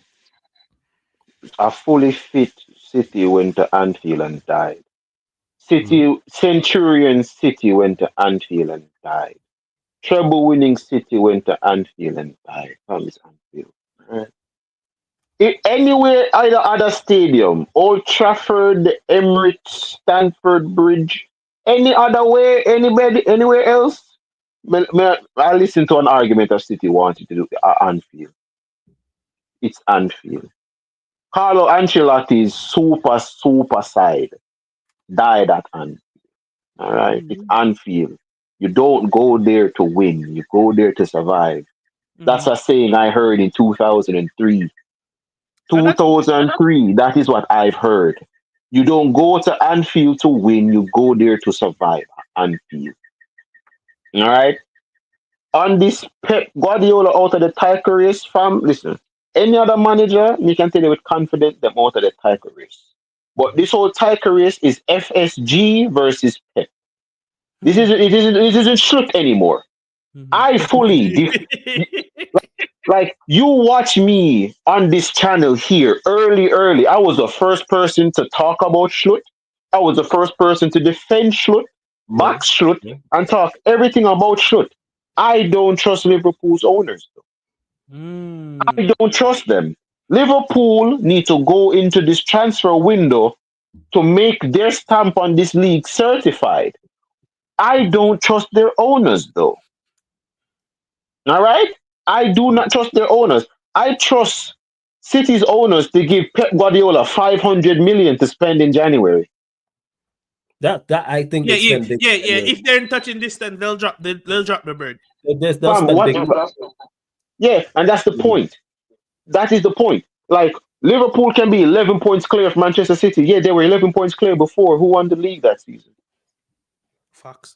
So you don't think so, Kaneki? So you don't think? Let's say Liverpool win this game. You don't think it's over for City? You reckon they can do something? No. Okay. I need to see what FSG does. And to the Liverpool fans in the chat, I'm letting you know this. I am not disrespecting Schlutt because I was the one that was telling Liverpool fans to trust Schlutt back in February. I was the one telling everybody about Schlutt back in February. I trust Schlutt. I don't trust FSG. I do not trust FSG. I don't. Pep Guardiola can go out in this transfer window in January and get Frankie de Jong, get Zubermendi, go buy Schlotterbeck, yeah? Go take what is his name, Grimaldo from Leverkusen. This man can go out and get all these players in and just go for the rest of the season from January to the end to March unbeaten. Not January to May unbeaten. Pep will do that. Liverpool right now, Liverpool need a midfielder. They need another centre back, and they need a left back, and they need to sort out their contract such situations. But marking out the contract situations, Liverpool need a striker. They do. Liverpool need a striker. They need a centre back. They need 2 midfielders, and they need a left back. All right. Will FSG give this? Yeah, will FSG give this to Schlutt? I'm tilting no. City's charges, I understand their charges, but until the charges are stamped down, City can spend money. 500 million is a hypothetical, but I'm just saying. You're saying they will give money to January, which I think they will spend money. What was it? Liverpool and City were in a were close a title race. City went out and just bought Laporte. They literally just went out and just got Laporte. Like, this is what I mean. I trust Liverpool's manager. I don't trust their owners. That's what I'm going to remain consistent on. That's what I remain consistent on. I trust Liverpool's manager because it's a manager that I wanted at Manchester United. It was him and Almarim back when Flawless was asking me this like 3 years ago. It was him and Almarim. I trust your manager. I don't trust your owners. And guess what? No Liverpool fan trusts their owners. Look where you are right now in the league, and all he got in the transfer window was Chiesa. 10 million and Chiesa. Yeah, we know that's all he got. Can you imagine if he got the players he actually wanted? Yeah, because and that's the thing. I don't think it might not worked out as well. You know, that's the craziest part. Because they have to adapt to the league and things of that nature. I think him just coaching and having a team that's at a certain level already was like, all right, cool. Yeah, I understand that. The rest of the league being abysmal in terms of like this City fall off and everybody else just being. Apart from, I'm gonna be honest, I don't share that sentiment. Apart from City being woeful and Arsenal being woeful, me think everybody else kind of step up because not that I'm first down to what I'm do last season. But that's my point, Javon. Here, the two teams you just mentioned, the two teams closest to them. Oh, in that sense, okay. Yeah, that's what I'm saying when I say that. Like in regards to, it's you three. You're regarded at the start of the season. It was they're the three best teams in the league, whatever order you have them in. Mm-hmm. You performing well. Those two are not performing anywhere near the level they was performing at. Bro, you can't believe his looks, look. Can't believe his. I've just walked into the job and the two teams closest to me. Mm-hmm. Well, I'm not. Go on. One thing about the rhetoric we are going started by Dan Robbie saying Liverpool just take advantage of the teams they're playing. Like I don't think I need to listen to an Arsenal fan trying to tell me. No. I understand that, but it's kind of a point. You cannot dismiss it completely. Here the thing is, no. He's not wrong when he's saying that. But here the thing is, because it's coming from Doug Robbie, people like Liverpool fans will take it as a criticism. We beat the teams we're supposed to beat is why we where we are. Reason why Arsenal are where they are, you know why? Because they didn't beat the teams they were supposed to beat. Because when you look back at any side that's won the Premier League, that applies to them all. Pick anyone. Manchester City, Arsenal, Chelsea, Liverpool, Manchester United. The list goes on. Any team that has won the league has probably, not even probably, definitely has beat the teams they're supposed to beat more often than not. Whether that's a fantastic home record, whether that's a fantastic away record, or you've took advantage of the teams not being at it around you. I've watched Manchester United win a league title and we won three league games away from home. 2011. See, the league was woeful. 3 games away from home we won. That is horrendous for a Premier League title winning side. Yeah, it was 3 games. What the hell? 3 games away from home. Horrific, bro. Horrific. That was a horrific season. I go further. There's teams that have been relegated that would have picked up more wins on the road than that. Guarantee in the past 5 years, people, someone do it, check the stats. There'll be teams that have been relegated from the Premier League who won more than 3 league games. It was 3 or 4. Was it Hull? Didn't Hull get relegated that season? Probably a Hull. I'm literally going to check in a sec. But the point I'm making is in 2011, our home record was fantastic. We beat everybody we were supposed to. And no one was good enough to take advantage of that. All the team had to do was kind of match us at close to home and have an above average away record. Win the league. Win all 5 games. Win the league. Win the league. You have 18 league games away from home. Win 9. Win half. And have a good home record and you win the league. But that's not our fault. I still celebrate in 2011. Like, we won the league. That's not shameless. You can only beat 2 in front of you. So in regards to that, people will take it as a shot. Liverpool have beat who they're supposed to beat. That's why they are the way they are. The only team they've lost to, you say they shouldn't have, is Forest. Guess what? If Arsenal had done that, they'd be higher up the table. But they lost to Bournemouth. They lost to Newcastle. They drew to Brighton. And last season, when you look at the past 2 seasons when they had won the league, drawing at home to Fulham, losing away at Fulham, drawing at home to Fulham. People look at the City game. If I'm an Arsenal fan, I'm not concerned. We didn't lose the league because we didn't beat City home or away. Or I think it was away. We didn't beat, or even Villa, who had a good season. We drew to 10-man Fulham. Mm-hmm. We lost at West Ham. At home to West Ham. That's what gets my gears. You know what I'm saying? That's what grinds that's what annoys me. Mm-hmm. But that's just me. So yeah, in regards to it, he's right when he says that. You know what I'm saying? Mm-hmm. So we move. No, but I'm bringing it up is, as I said, with the Arsenal fans. Not some Arsenal fans, but like with Dan Robbie and these mans, that they're like, oh, it's Liverpool. You cut this. Liverpool, you must. There's no Liverpool. Liverpool must nothing. All right. Liverpool must nothing. Liverpool were not the guys challenging. From now they must. Challenging. No. Liverpool hasn't played anybody. That was what was told to me by Arsenal fans. Liverpool haven't played anybody. It's not like Liverpool played Arsenal, Chelsea, and Manchester. You know, Liverpool didn't play anybody. Liverpool hasn't played anybody. When it comes on to this now, when what they're talking about, Liverpool are where they are because they're playing everyone at the right time.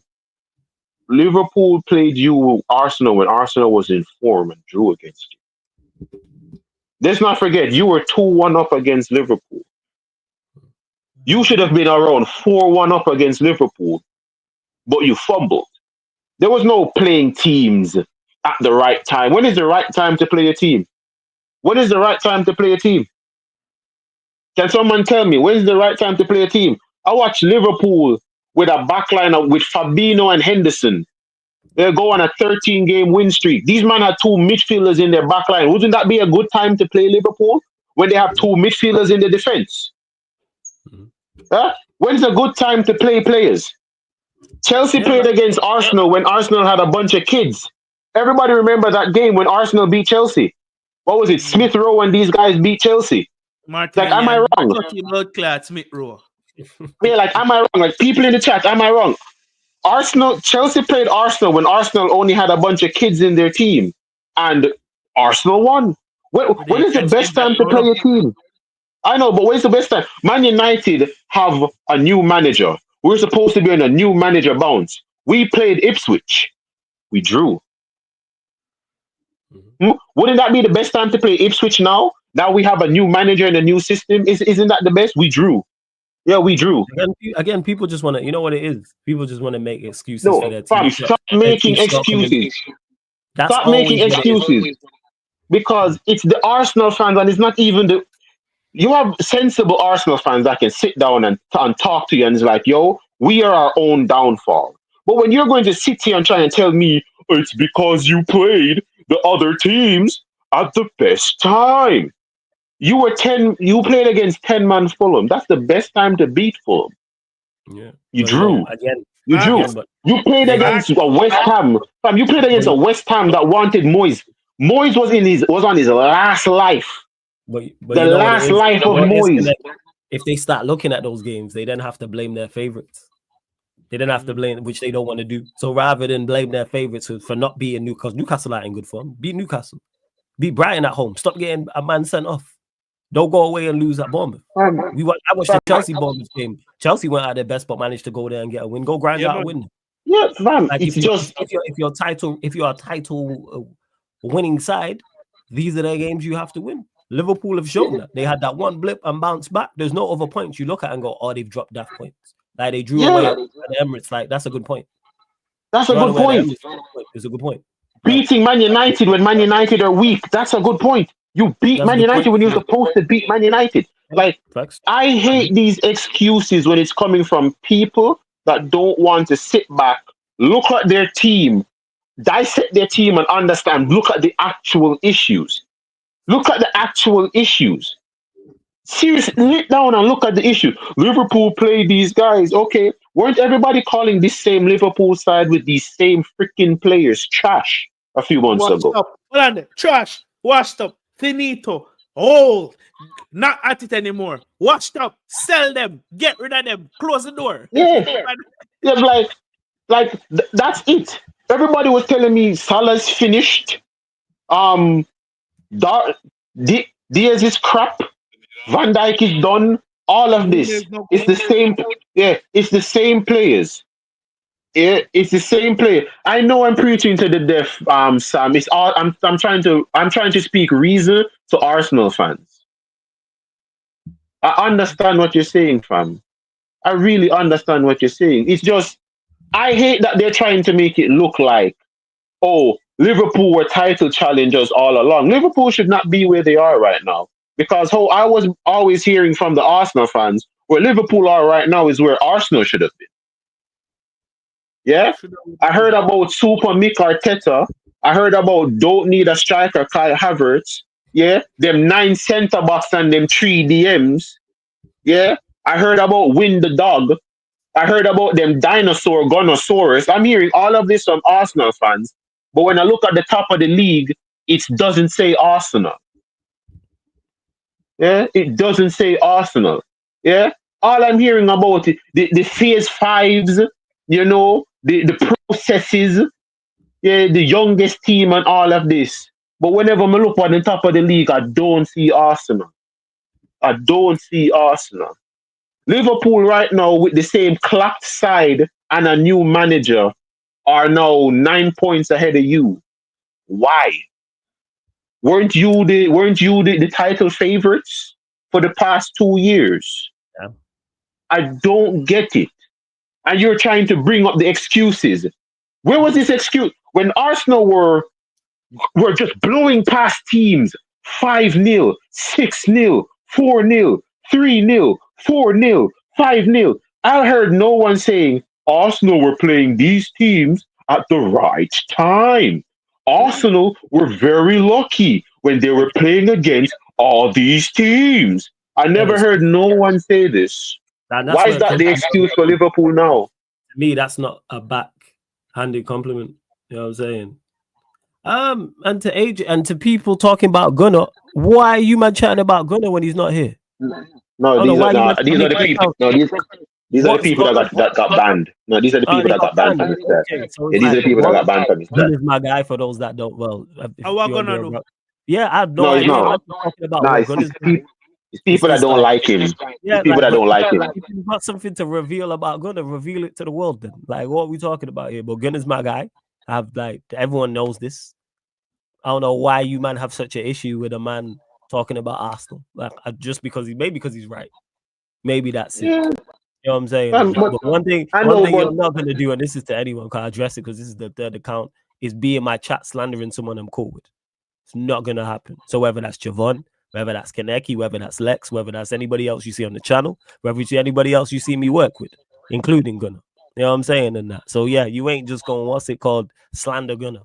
Like in my chat, like no. So just you go away, people. Like that's what it is. But reveal it in it. Well, this to the world because Gunnar's such a terrible guy, man. You might need to get a life. Sorry, just had to address that, people. You know what I'm saying? I know, but it's gonna just talk about football and how him see in the club. Like if you're not agreeing, bro. Like imagine wanting to win. Like imagine wanting to win. No, like that's what makes before you go there. That's what makes no sense. People complain if you don't like Gunnar, don't watch his content. He's not forcing you to watch his content. What are we talking about here? He has his views on Arsenal, and guess what? Unfortunately for the Arsenal fans, Gunnar's right. Fortunately for us rival fans, Gunnar's right. I love the fact Gunnar's right. And plus, you have to understand, them man, I come from a period that Arsenal's actually dominant. Yeah, Gunnar's old, like Gunnar's 80s baby. So he's what he must see now, what he see now is not conducive to a consistently winning team. And this man watch how much league. This man watch how much league titles we won at Highbury. Not the Emirates, mind you. Highbury. People, if you want to disagree with someone on the stream, that's cool, but just no personals. And definitely don't talk about people who are not here. Shout out to Gunnar for the raid. Like I said, that's my guy. Well, you ain't just going to be in my chat and disrespect someone I'm cool with. Like, we're just not doing that. Well, especially when he's not here. What are you doing out here? What's his name in the chat? Arsenal fan. The Arsenal fan in the chat. His name is literally Arsenal fan. I can tell you right now, if you tell him, do you want Arsenal to win a treble? He's not going to sit here and tell you, well, I don't want Arsenal to win a treble because it would disrupt the process. Offer him right now. Offer Arsenal fan, come on, you Gunners in the chat right now. Arsenal win a treble right now. Say, yo, for you lose. Listen, you go deaf for the rest of the year, but Arsenal win a treble. And tell me, I asked him this: wouldn't you accept that? Arsenal, like, answer me a question. You have to go deaf for the rest of 2025, but Arsenal win a treble. But yeah, that's what it is because man keep creating new accounts and all that. So I was like, all right, let me just address this. If you're not rate the man that much, create your one podcast, create your one show, and then you talk about it. Like you don't have to watch his content, people. Like he goes live on YouTube. If you choose to go and click it and dislike it, that's your life. Like I don't consume content I don't like. It makes no sense to me. But yeah, but I'm just gonna be chatting about Gunnar, this, that, and the third, and they're all well, if they're saying, reveal it then. You know what I'm saying? Reveal, but you lot ain't got nothing. You might just chatting for the sake of it. No. Let's call it. No, I know what they're going to reveal. I know what they're going to reveal. They're going to tell us that Gunner lives in Spain. They're going to tell us that Gunner lives in Spain. Listen, I guess you guys don't know this. Lee Gunner has a girlfriend. Guys. Next thing you're gonna tell me is that he has a child. You know what I'm saying? No, they're going to be like, guys, I have breaking news on Lee Gunner. Lee Gunner smokes. You know, I'll never understand. Y'all the same people that come here, criticize, and style people in our chat, right? And if anyone out decides, say, you know what, we're gonna show you a side that we will none of will never see it. I when I see him when I go talk about abusive, no decorum. You guys are not setting the right standards. When the man them a human being too, brother. It's as simple as this. We are talking about football. Keep it to football. Football, yeah. Man in the chat talking about and he's not here. That's it. Like, be respectful of anyone who's been in my chat for long enough knows that. Disagree all you want. I'm cool with that. Keep it footballing related, but no personal attacks or disrespect. Blocked. I'm not even going back and forth with that. Like, not in the slightest. Football. Yeah, because if you say something to them, you're in a lose-lose situation, brother. And more well, a man one day I want style up someone we really swing up. But guess what? We have to wall it. We have to wall it, bro. We just here chatting ball. It's like, relax. But that means actually, I get your man's predictions at the end. But yeah, we'll go to you, man. I've mentioned it, obviously. Actually, won't go to that game. You man are swaying me with this Arsenal Manchester United stuff. United play Everton. We'll go to you quickly, Kaneki, before we close out. What are you looking for in this game? Not 3 points. That's what I'm looking for this game. 3 points. That's what I'm looking for this game for. Performance-wise, what personnel do you want to see? Give me your preferred lineup that you want to see. My preferred lineup against Everton. All right, so it's Onana, Mazuari, Gillett, Luke Shaw. I'm not risking you. If I can have Euro fit for the Arsenal game, I'd rather see him fit for the Arsenal game instead of have seen him play against Everton. I'd rather see Euro play against Arsenal than against Everton. I'm sorry. That's just me.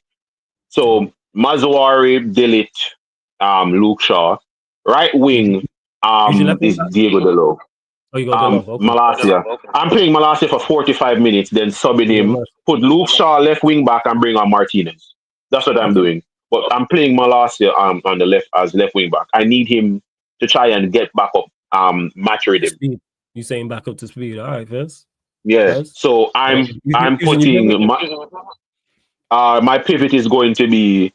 It has to be Casemiro and Ugarte because the three them midfield are just in there for hurt people. And who's your front three? Plus, there might be like chemistry, no? Yeah. Casemiro and Ugarte when they play together. The problem is this. Yeah. I want to say Ugarte and Bruno respectfully, but Bruno just positionally indisciplined. We saw it against Bogo's Vintage, fam. We literally saw it. So you'll go Ugarte and Casemiro. Then who's your 210s? Yeah. My 210s is going to be, it has to be Ahmad, and I'm going to go with Bruno. And then who's your striker? Xerxes. Okay, cool. I'm going Xerxes. Just on the main fact of just how they play. Their backline is built to stop Højlund because he's going to try to run into players. You can't run through Ben Mee, okay? You can't run through that. Yeah. So how I'm looking at them right now, how I'm setting up the team is to have players to run off of the striker. Have our striker pin one of the centre backs and have them run through. I know Højlund scored these 2 goals, and by right, he should play. He deserves to play. He hasn't done really anything wrong. Granted, Bogo's binted, but he's played well, so he should start. What I'm looking forward in this game basically is control. We know what the type of team Everton is. We know what Sean Dyche does. We see what Sean Dyche does. And we literally have a team to play around it. It's very simple. But in this system, as we've seen before, what I'm seeing right now is the consistent patterns, like I told you, everybody about. What we're seeing now is the same pattern. You realize every goal we score, we can score them again. That's not something. Yeah, that's not something I could. That's not something I could say on the Tenog. Man United scored a goal. We could score that goal again. We've scored 2 goals in the opening 3 minutes of a game now. We scored an opening goal in 2 minutes twice. We've done this. We've never done this before. Every goal that we score, I can see us score. I can see Man United score again. The goal that the ball that Ahmad played to Garnacho and he skied it. I'm pissed off. Yeah, I was pissed off when Garnacho skied it. But you want to know what's something I can say? We did that again.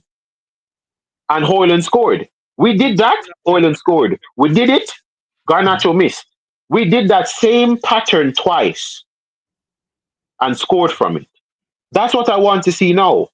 When I'm seeing these patterns now, I just want the personnel now to just be able to understand. I don't like the whole cut and change thing because we're not building chemistry, and that's very rich coming from me. It's very rich coming from me. We have a team. Yeah, we need to start honing in on an 11. We need. I heard you say what it was you. It was you that said it on your stream against Bogo's Minted. Like, yo, I've seen enough. We need to see a consistent 11 now. Yeah. So what I want to see now is a consistent 11. A consistent 11 now. But against Everton, that's the side I expect to play. I don't want to see Diego Delo at left wing back. I am sorry. I don't want to see him there. Put that brother back on the right. Put him back on the right. Leave him there. He's played on the left. And the goals that we conceded are because of him being on the left. Him switching off on the left. I'm not making any excuse for Diego Delo. He switched off on the left too much. He switches off on the left too much. Yeah, he does. We got problem areas everywhere, but I get your point. Yeah. He does. So against them, realistically, that's what the formation I want to play. Ugarte and Casemiro have built has some ideals of knowing how each other play. Some cohesion to know who's where and what to do. All right, those two don't leave each other alone in the midfield. That's why I want to play them. That makes sense. I want to play them there. Yeah, Javon gonna get your thoughts on it too. Yeah, of course. So with it, it's what I'm going to play. I'm playing Xerxes just on the whole point of no. We need to see a definitive striker now. We need to see a definitive striker now. You've played Hoyland. Yeah, I know. I'm just saying you've played Rasmus Hoyland now. You've played Rasmus Hoyland. We've seen him score. Let me see Xerxes now get 2 games. And let me see what that looks like now. If he doesn't score, all right. If he doesn't do anything, okay, Rasmus is going to be the striker now in the 11. I have no issues with that. But now that we've seen that imagine this now, our striker now has service. It's not a lot of service, but our striker is now getting service. It's better than it was. It's an improvement. Overall, I hear that. It's not great. So yeah, United Everton thoughts on the game. Just to weigh in here. When it comes on to Manchester United, I think you guys need to build a base or pick a base starting them and then pick and play certain players in different positions once you kind of have the games wrapped up. So let's say you go against Everton, you pick your best starting them that you deem fit for now as your best starting them. Then maybe 2-0 in the game, you start pick and plug people only because you still need to go through that weeding out factor. You still need to decide, all right, brother, I'm going to give you a 4 or 5 game. You definitely can't play another system here. Binyo, when transfer window come, whatever you need to do, that should still be your main focus while picking up points. That should be your main focus because once you get that list of players that you know can't play your system, you decide what to do with them. Whether them good enough to be rotational players or them not good enough to tell say, yo, me need me try this. It's tested and proven. We need 10 players between the next 2 or 3 transfer window for coming and play my style. That should be your main focus because once you do that, it helps you more in the long term. With that being said, Onaga beat Everton tomorrow because he needs to wrap up his first league win. He needs to get his first league win under his belt to get momentum and solidarity with his fan base because how the English fan base is. Cool. Yep. We're feeling new manager bunks. They're not even that thing again. They could turn pan him. I let them wait pan. So I'll go now 2-0 win. Not me go no, but I expect a minimum 2-0 win. Yeah. First, with a better performance. And I pretty much echo. I've spoken on this, like Kaneki's mentioned in regards to it. I'm looking for him now. I'm going to be much more critical on the 11 that he chooses, and now it's that time to just getting some feedback from you, Kaneki. Unmute yourself when you're ready, though. I was saying, yeah, I'm just looking for him to start honing in on the 11, and that doesn't mean a full 11. I'm saying a core 7-8. Like start. That's where I'm at. Like, okay, you settle with the goalkeeper, whatever your back three is. Settle on the wing back, settle on the midfield, maybe a couple of rotational pieces in regards to the 10s and the 9, but like we need to see a core 6 or 7 at least. Half the team, I would say. You need to start seeing that. At least 6 outfield players, which is just over half, just to start getting some continuity and get our better players fit. Because Euro is going to play, even without seeing him. The hype is true. He's one of our better players. Maino, without doubt, is one of our better players. Playing Diallo in the 10, he's one of our better players. And then you had a Casemiro, you had a Nagati into that, and the rest of them will do all right. And Javon mentioned it. It's about continuity. And that's what I'm looking at. We have been applying the game plan in the first 2 games. It's just been about the execution because we've tried to apply it in all 4 halves. We've seen it against Bodo Glint in the first half. It applied, but the execution was woeful. And that's why that half had my head hot because it was terrible. But then the flip side is the second half. You see when the game plan is executed well, you see what we do. And we're back to Bodo Glint. Yeah, and people say, oh, it's only Bodo Glint. But yeah, we've lost to worse teams. So we've lost to teams just as bad.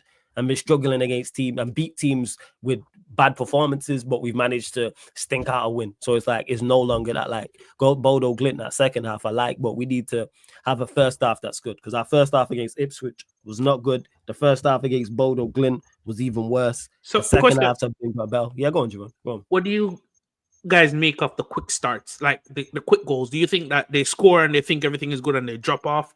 Would you rather them start the game with consistency and then score?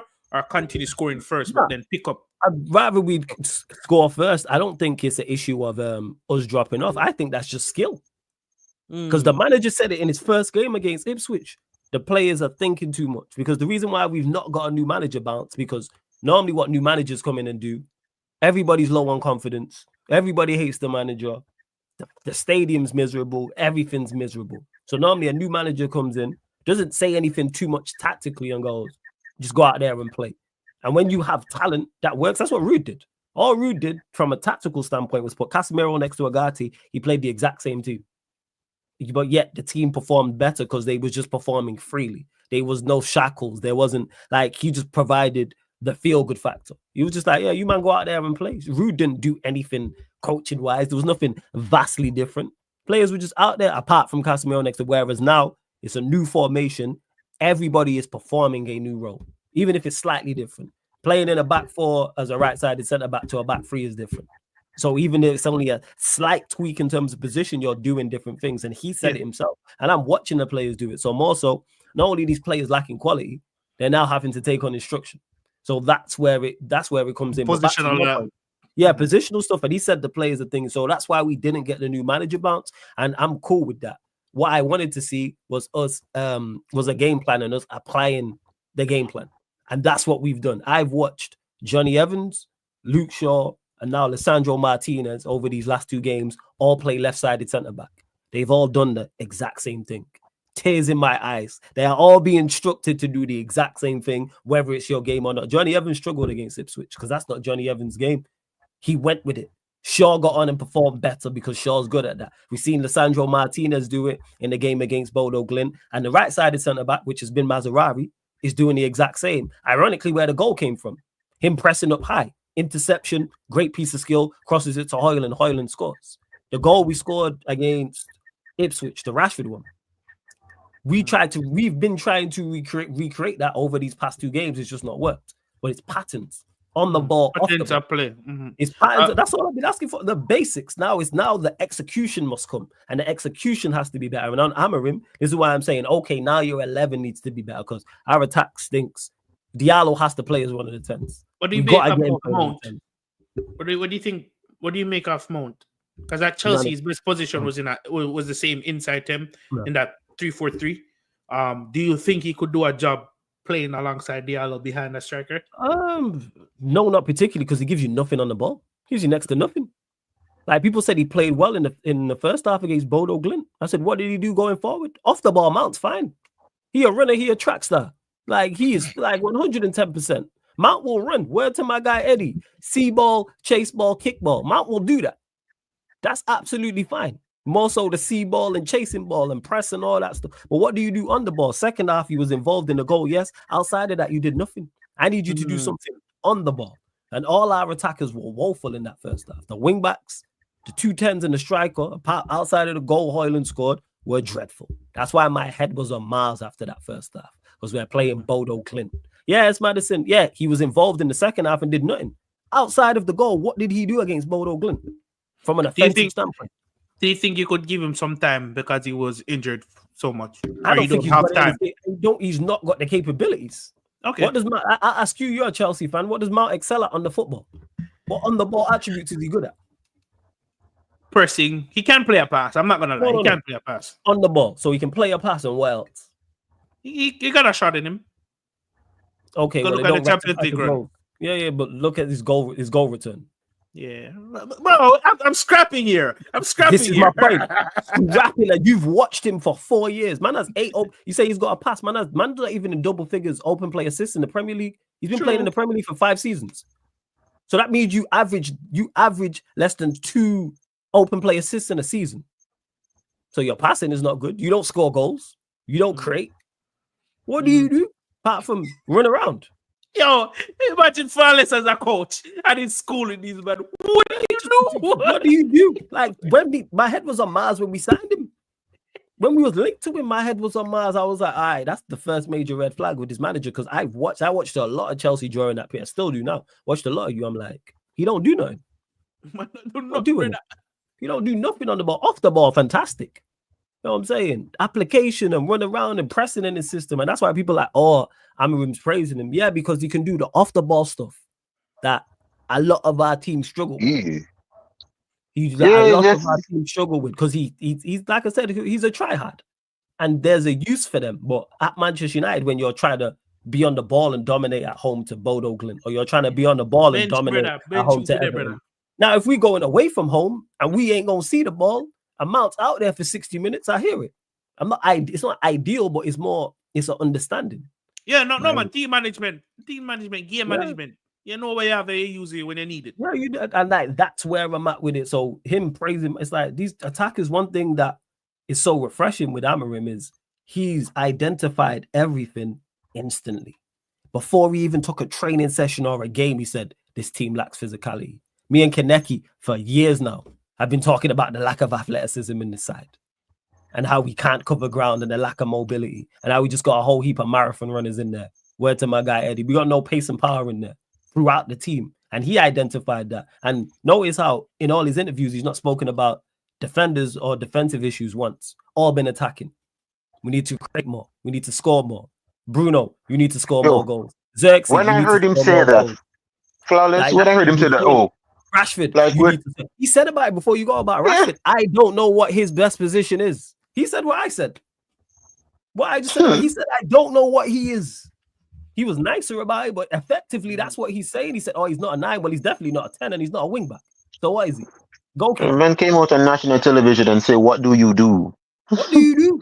Like, everybody's like, he's like, when he said we struggle for chances, wasn't everybody trying to convince me that Bruno Fernandes has been creating 1,000 chances? So why is it being told now that we struggle to create chances when we have the quote unquote best chance creator in Premier League history? You would have thought. You would have thought. Like, Flawless, who would have thought? So if that's the case, maybe the chances that everyone is telling me about with Bruno, 363 chances, maybe out of them 363 chances, maybe only 17 of them were actual chances. Exactly. It's a myth. Like Mount being creative. Yeah, it's like Mount being creative. When people told me about him, I'm like, yo, man doesn't have 10 open play assists. and he's been playing in the league Alex for Telles years. came in the Premier League and ended it and left. Alex Telles came to the Premier League and left, and in 2 years he had more open play assists than Mason Mount. Yeah, Alex Telles is a left back. Alex Telles is a left back, and he has more open play assists in the Premier League than Mason Mount. But we spent. Go on, talk about it. Go on, fam. No, I'm like, we spent all that money, and then to put insult to injury, Mason Mount is our Pogba replacement. Like, I'll never stop consistently saying that. Mason Mount is our Pogba replacement. Yeah. Boy. So I go what's the madness that man keeps saying this? Hey, explain to me to KJJJ. What's the madness earlier? What did I miss? Well, what somebody tell me. What did I miss? You lot keep saying I've missed something. Tell me. How can I defend something I know nothing about? Are you telling me? What did I miss? Is the madness that League Gunner watches La Liga now? Is that the madness? Yeah. What is the madness? You lot keep is saying that the madness? I'm tired of all this pondering. Just say it. Nah, it's just people that don't have anything to do with their life, fam. That is basically what it is. Me confused. I don't know what going on. I don't know what there is nothing going on. It's just people that just don't have a dad at home. Yeah, KJJ, what did I miss? Please tell me, man. You know what I'm saying? Please tell me. If you're looking for a father figure, if you're looking for a father figure, fam, go ask your mother. Stop coming into our chat with these behaviors, fam. I'm gonna block him. I actually want to know what it is. I'm really concerned, man. I want to know what it is. Yeah. Did he do something or did he say something? What did he do? Just type it. He smokes. He smokes and drinks, fam. Yeah, I want to know. Hey, if anyone knows, let me know, because I don't know. Brother, it's like we over here, mind we one business, and somebody cross the road, get robbed, I blame we. Yo, why you say fuck me for, man? Exactly. Like, bro, we over here talk, have a conversation. And then the problem is, what I'm saying, Flawless, is that I literally I watched all of Lee Gunner's stream that he was doing, the emergency stream that he was doing. I watched both of Lee Gunner's stream today. There's nothing. There's nothing happened. Nothing happened. As I said before, it's just people looking for their father, fam. Go ask your mom, fam. Come out of the chat. To Denzel, to Buffalo, I have no idea, but we've had multiple people. And these guys are coming from League on the stream. Yeah. These guys are coming from League on the stream. Right. So wait, hold on there. Una come from another stream to a stream that's ongoing. And expect with no what go on over a previous stream. But hey, no one that came here from League on a stream. As Sam is coming from League on a stream. Everyone here I've seen in League on a stream. Buffalo, Sam, Corey. None of these guys are telling us anything about League on a. And I was watching League on a stream. But some guy here that who doesn't know who his father is telling us about something that League on a did. Yeah, that's like the fifth person who said it. I'm like, all right, say what it is. What did I? Oh, you missed it. Until I have facts. Not commenting, not style nobody, but not diss nobody. Did Lee gonna come out and did Lee gonna come out with and tell everybody that, hey guys, you wanna did Lee gonna come out and tell everybody that he supports everything? Is that it? I don't know. Why would we do an emergency? I don't get it. And to Denzel, he always puts, whether Arsenal win, lose, or draw, he always puts an emergency stream as a joke because he knows people are going to show up. If I started doing he pisses people off with it. He pisses people off. He literally said it. Every stream is an emergency stream. He does it on purpose because he knows. Who was it? I'm trying to remember the person that someone went in his chat. Why are you putting emergency stream on, fam? Like it's stupid. League understand. Just because you said that, I'ma keep doing it. Yeah, that's what it is. Yeah, I don't get it, fam. Honestly, I don't get it. I don't know what happened, and I don't have enough time for me to go read. Nothing happened. Back to the conversation. So we move anyway back to where we was at as well. But big up Everton, Man United now. Everyone that's locked in, because we've done the Everton United thing. Everyone that's locked in, run up the likes, hit the subscribe button, hit the notification bell, just to close out. That's what I'm looking for. Like in regards to the lineup, I'm not trying to no Garnacho, no Mount, no Rashford. It has to I don't want none of to be there. Diallo has to play as one of these ends. Has to keep play Ed and Eddie out the team. Yeah, keep Ed, and Eddie out the team, fam. That's it. I want none of them in the. Keep Ed, and Eddie out this team. Keep the I Kanker don't want to see sisters. Keep the Kanker sisters out the squad. You know why that's disrespectful to Ed, and Eddie? Because at least they had the endeavor to get up and go, man. Them man were always trying to get to the back every day. Eddie had a get rich quick scheme, man. Bro, Every original episode, chopper, original scammer. Every single episode, he chat to them man and be like, "Yo, Double D, Ed, yeah, this is the plan." And it's like, man will try to execute it. I respect it, ready every time. And you know what? Double D and Ed, they were on point because they were with it. They were just like, "All right, cool, let's run it." It was like, let's just try to get jawbreakers, you know. I love that. I can't even call that cartoon, bro. I couldn't even say the Three Stooges because at least those three guys did something. Yeah, it's like, it's ridiculous. But yeah, I'm not trying to see. If I see Ganacho, I'm not trying to see them. Or listen, did you see the chance he missed against Bodo Glimp? Did you see that chance? I am sorry. Sorry. One last topic. You might carry on. Carry on. Yeah, one last big topic. Want to give up on Rashford? What going to Rashford? Yes, it's completely. Yeah. I've given up on Rashford for the last 3 years now. I've given up on Rashford. I've given up on Rashford for 3 years now. No, 3 years. Okay, you need to understand that. No coming back in done. I'm God. No, fam. The moment I saw Rashford has no footballing ability. Everything that he does at 100 miles an hour. Rashford can no longer run at 100 miles an hour. I've always said it. When I take away Rashford's pace, what does he do? Nothing. You want to know what? If I take away Saka's pace, to everyone in chat, Arsenal fans, correct me if I'm wrong. If I take away Saka's speed, can Saka still dribble? Yeah, man. Still, doesn't Saka still have the ability to take his player on? I take away Rashford. You take away Rashford's speed. What does he do? Can he shoot? No. Can he pass? No.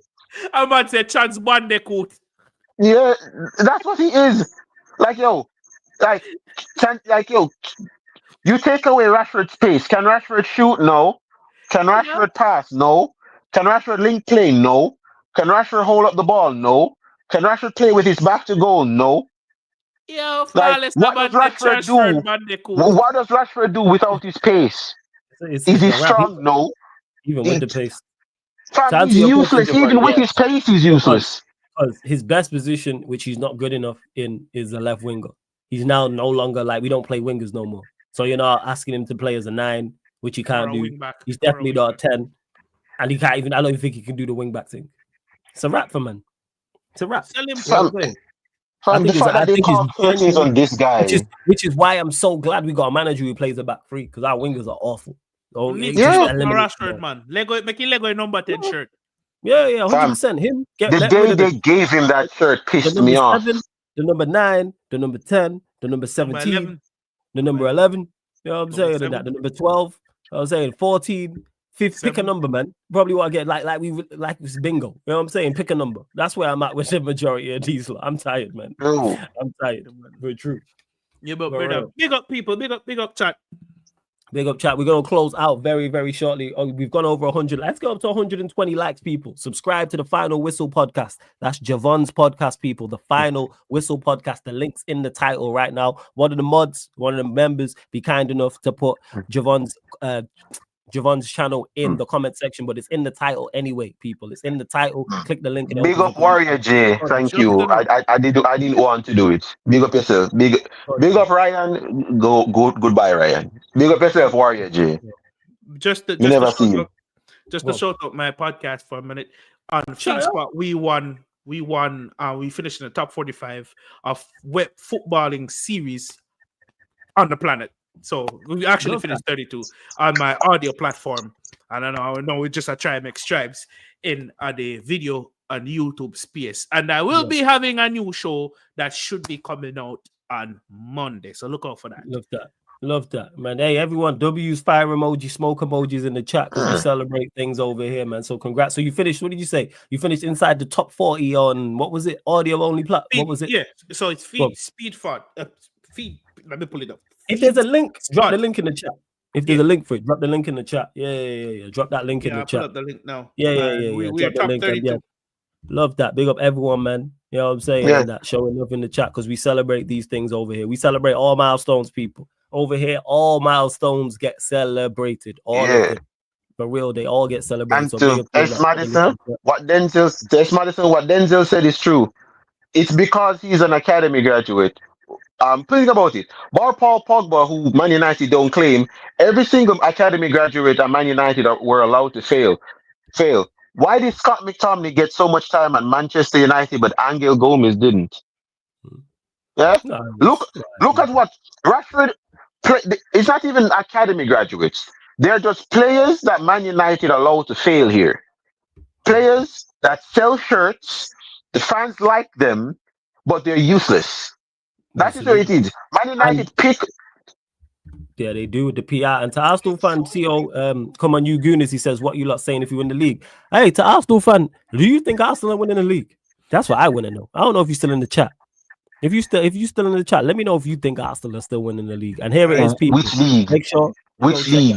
You can actually pull up that link now. You can actually pull up that link, people. I've clicked on the link, so it's podcast.feedspot.com. Yeah. Look this man, 45 best soccer podcasts. Love this. Yeah. Love this. It's all over the world, people. So all over we already know. Love this. So I'm saying, finish 32 is good. Yeah, I just seen Gary Neville's podcast in there. I said the Final Whistle podcast. Love that. Wow. 32, bro.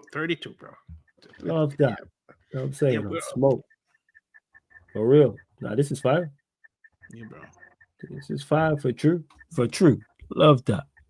And Dan76, I'll get to it. Give me 1 second. What did you actually say? Rashford is definitely a striker. Best throw from straight down the middle. Regardless, Dan, he's rubbish regardless, whether it's striker or left. I think he's But I got PSG go make some money and go walk on the catwalk and live rubbish. life. So let's get predictions from the man then, because we do have midweek games as well. So we'll do all of the basically the big six. So we'll start with you, Javon. Chelsea, Aston Villa. Tomorrow, we want a 3-0 win, probably 3-1 because Sanchez are going to give you a goal. So 3-1. What are you saying, Kaneki? Chelsea Villa scoreline. 2-0. 2-0 Chelsea. Same with you, Kaneki. Tottenham Fulham. Farmer Spurs draw. Score draw or no? Score draw. Okay. Javon. Tottenham Fulham. Them can't build enough of a consistency. Them win so big last week. Exactly. That's what I mean. Spurs. Cool. Spurs will Spurs from. Staying with you, Javon. Manchester United, Everton. Man. Me tell you already. 2-0 win. 2-0. Kaneki. Manchester United, Everton. Yeah. Me I got 2-0 as well. Staying with you, Kaneki. Liverpool, Manchester City. 1-0. Okay. Liverpool. 1-0 Liverpool. Javon. Can you repeat the question? Sorry, Liverpool City. Liverpool Manchester City. See that one there, yeah, boy. Oh, we can't get 2 score, please. Yeah, you give 2. My heart I say a solid 2-0 Liverpool. No, my man I say solid 2-0 Liverpool, but I feel like City are gonna pull out a 3-1 win. I don't know why, I don't know where it come from. We can't explain it. I just saw me feel, brother. I said 3-1. All right, first. Staying with you midweek now. Staying with you, Javon. Southampton, Chelsea. Your mob travel to the coast. No, yeah, man. Wholesale changes. Nkunku start 3-0.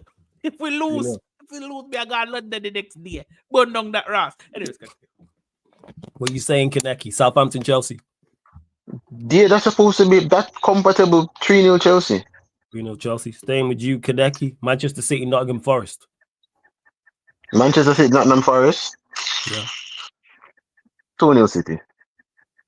What are you saying, Javon? Not Manchester City, Forest. If them lose against Nottingham, that's a good game, you know. Yeah, it's a good game. The thing is, City can't just lose. So, and if them actually lose against Liverpool, them are gonna need to win somewhere. City win 2-1. 2-1. Staying with you, Javon. Newcastle, Liverpool. Newcastle 2-1. Newcastle 2-1. All right. Bro, it's We can't see them go unbeaten over this run. Them have to lose either between City or Forest. Nah, first. All right, cool. I'm sorry, City or Castle. Them have to win. Them have to lose one game between them. All right, first. What you saying, Kaneki? Oh, yeah, sir. Newcastle United, Liverpool. Newcastle, Liverpool with that death row freaking midfield. 2-0 Liverpool. 2-0 Liverpool. Just Newcastle, they just need to stop playing that midfield. Because as long as them continue to play that death jam midfield, they just need to lose. Play something else. All right, staying with you, Kaneki. Arsenal, Manchester United, big game for midweek. Draw. Score draw or 0-0? 0-0. Okay, first. Javon, what you saying? Arsenal, Manchester United. 2-0 United, 2 set pieces goal. 2-0, that's clean sheet. And all right, okay. First. Staying with you, Javon. Bournemouth, Tottenham. So Tottenham win last week, them lose this. Them will beat Bournemouth. So you reckon they lose to Fulham and then beat Bournemouth in the midweek? Yeah, man. Go on, let's go. Madison has been playing better recently, Solanke go want to score. He go want to show up and show it. Me a two, but high line. When I like going to want to Spurs, pop out and show niggas, man. Yeah, bro. But when I like predict nothing good for Spurs. 3-1 win, man. 3-1 what? 3-1 Spurs? Yeah. Okay, what are you saying, Kaneki? Bournemouth, Tottenham. Bournemouth, Tottenham, the Spurs draw again. Okay, draw. First. I know say it's go what them can run though. They either go draw in 2 games, then or it go it like wouldn't surprise me if Spurs after beating City just drop points. Go up on like a 2-3 game where them just drop points. It's Spurs. First, all right. And because we won't be doing this show obviously until next week, so it'll probably be Sunday. I'm going to chat to the man, then we'll get predictions for next weekend's games as well. So we'll start with you, Javon. Merseyside derby, Everton, Liverpool, early kickoff. Brother, that has not been a derby for years. Liverpool, 2-0 Scotland, 2-0 win. Okay, Everton actually do all right at Goodison. It's just mostly draws, but yeah, Anfield is it's not it. What are you saying, Kaneki? Everton, Liverpool. It makes sense to bring up that game there. 3-0 Liverpool. Brother, that game have done 9-0. Me expect you to done 9-0 just because of Everton. The most Everton has been competitive in the Merseyside. I think it was under Ancelotti, if I'm not mistaken. Yeah, they do, but they have even in the past couple of seasons where Liverpool have dropped points. They took points off them. Where Liverpool have lost out. But it was a draw, not a win, right? Yeah, draw. Yeah, draw. But you might both for Liverpool wins. All right, cool. Staying with you, Kaneki. Crystal Palace, Manchester City. Crystal Palace, Manchester City, 1-0 City. Okay. I don't really see them. I do nothing against Palace. What are you saying, Javon? Ooh. Palace City. City. Scoreline? 2-1. All right. Staying with you, Javon. Manchester United, Nottingham Forest. I said that one they draw, But now ramp with Forest this season, brother. Them a play ball this season, bro. I go give to them. I go say a draw. 1-1 draw. 1-1 draw. Kaneki, United Forest. United Forest.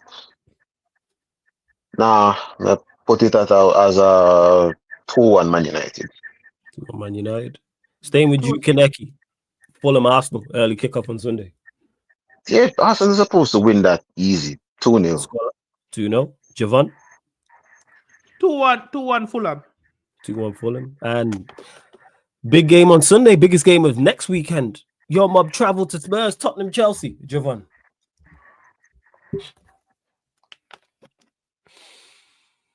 3-0 Chelsea. 3-0 Chelsea. What are you saying, Kaneki? 1-0 Chelsea. 1-0 Chelsea. Okay. All right, people. So you got all the scores not only from today's games if you're in the UK, also the midweek games, and also next week, Saturday and Sunday as well. I'm looking to run this Yardman show the Sunday, people. So we'll see because Tottenham play Chelsea whereas both United and Liverpool play on the Saturday. So I'll talk to the man them and try and pattern that as well. But big up to everyone that's locked in. Make sure you run up the likes, hit the subscribe button as well. We'll be heading over to the playback because the Suns are playing the Warriors. But Javon, let them know where they can find you, what you got coming up, all that good stuff. And subscribe to his channel, The Final Whistle Podcast. The link is in the title, people. Follow me on the Final Whistle Podcast. Like, share, subscribe. Check out my Chelsea versus Aston Villa match preview. You can catch me tomorrow on the breakdown and on All You Can Eat Chelsea midweek and on the Yardman podcast on weekends. And look out, pay close attention to my channel because I'm most likely going to launch a show where you can come in and join us with tactical talk and, enjoy the content.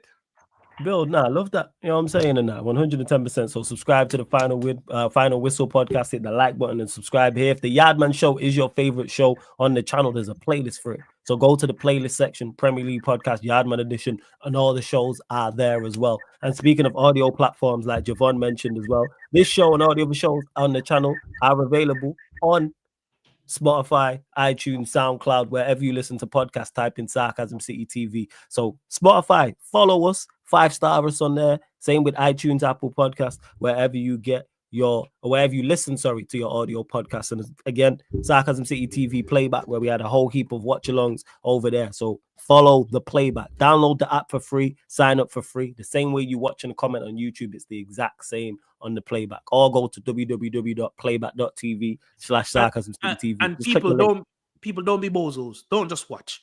Actually, subscribe to the channel. Yeah, man. You can see who watches and you can see who's actually in the chat talking. Subscribe to the channel.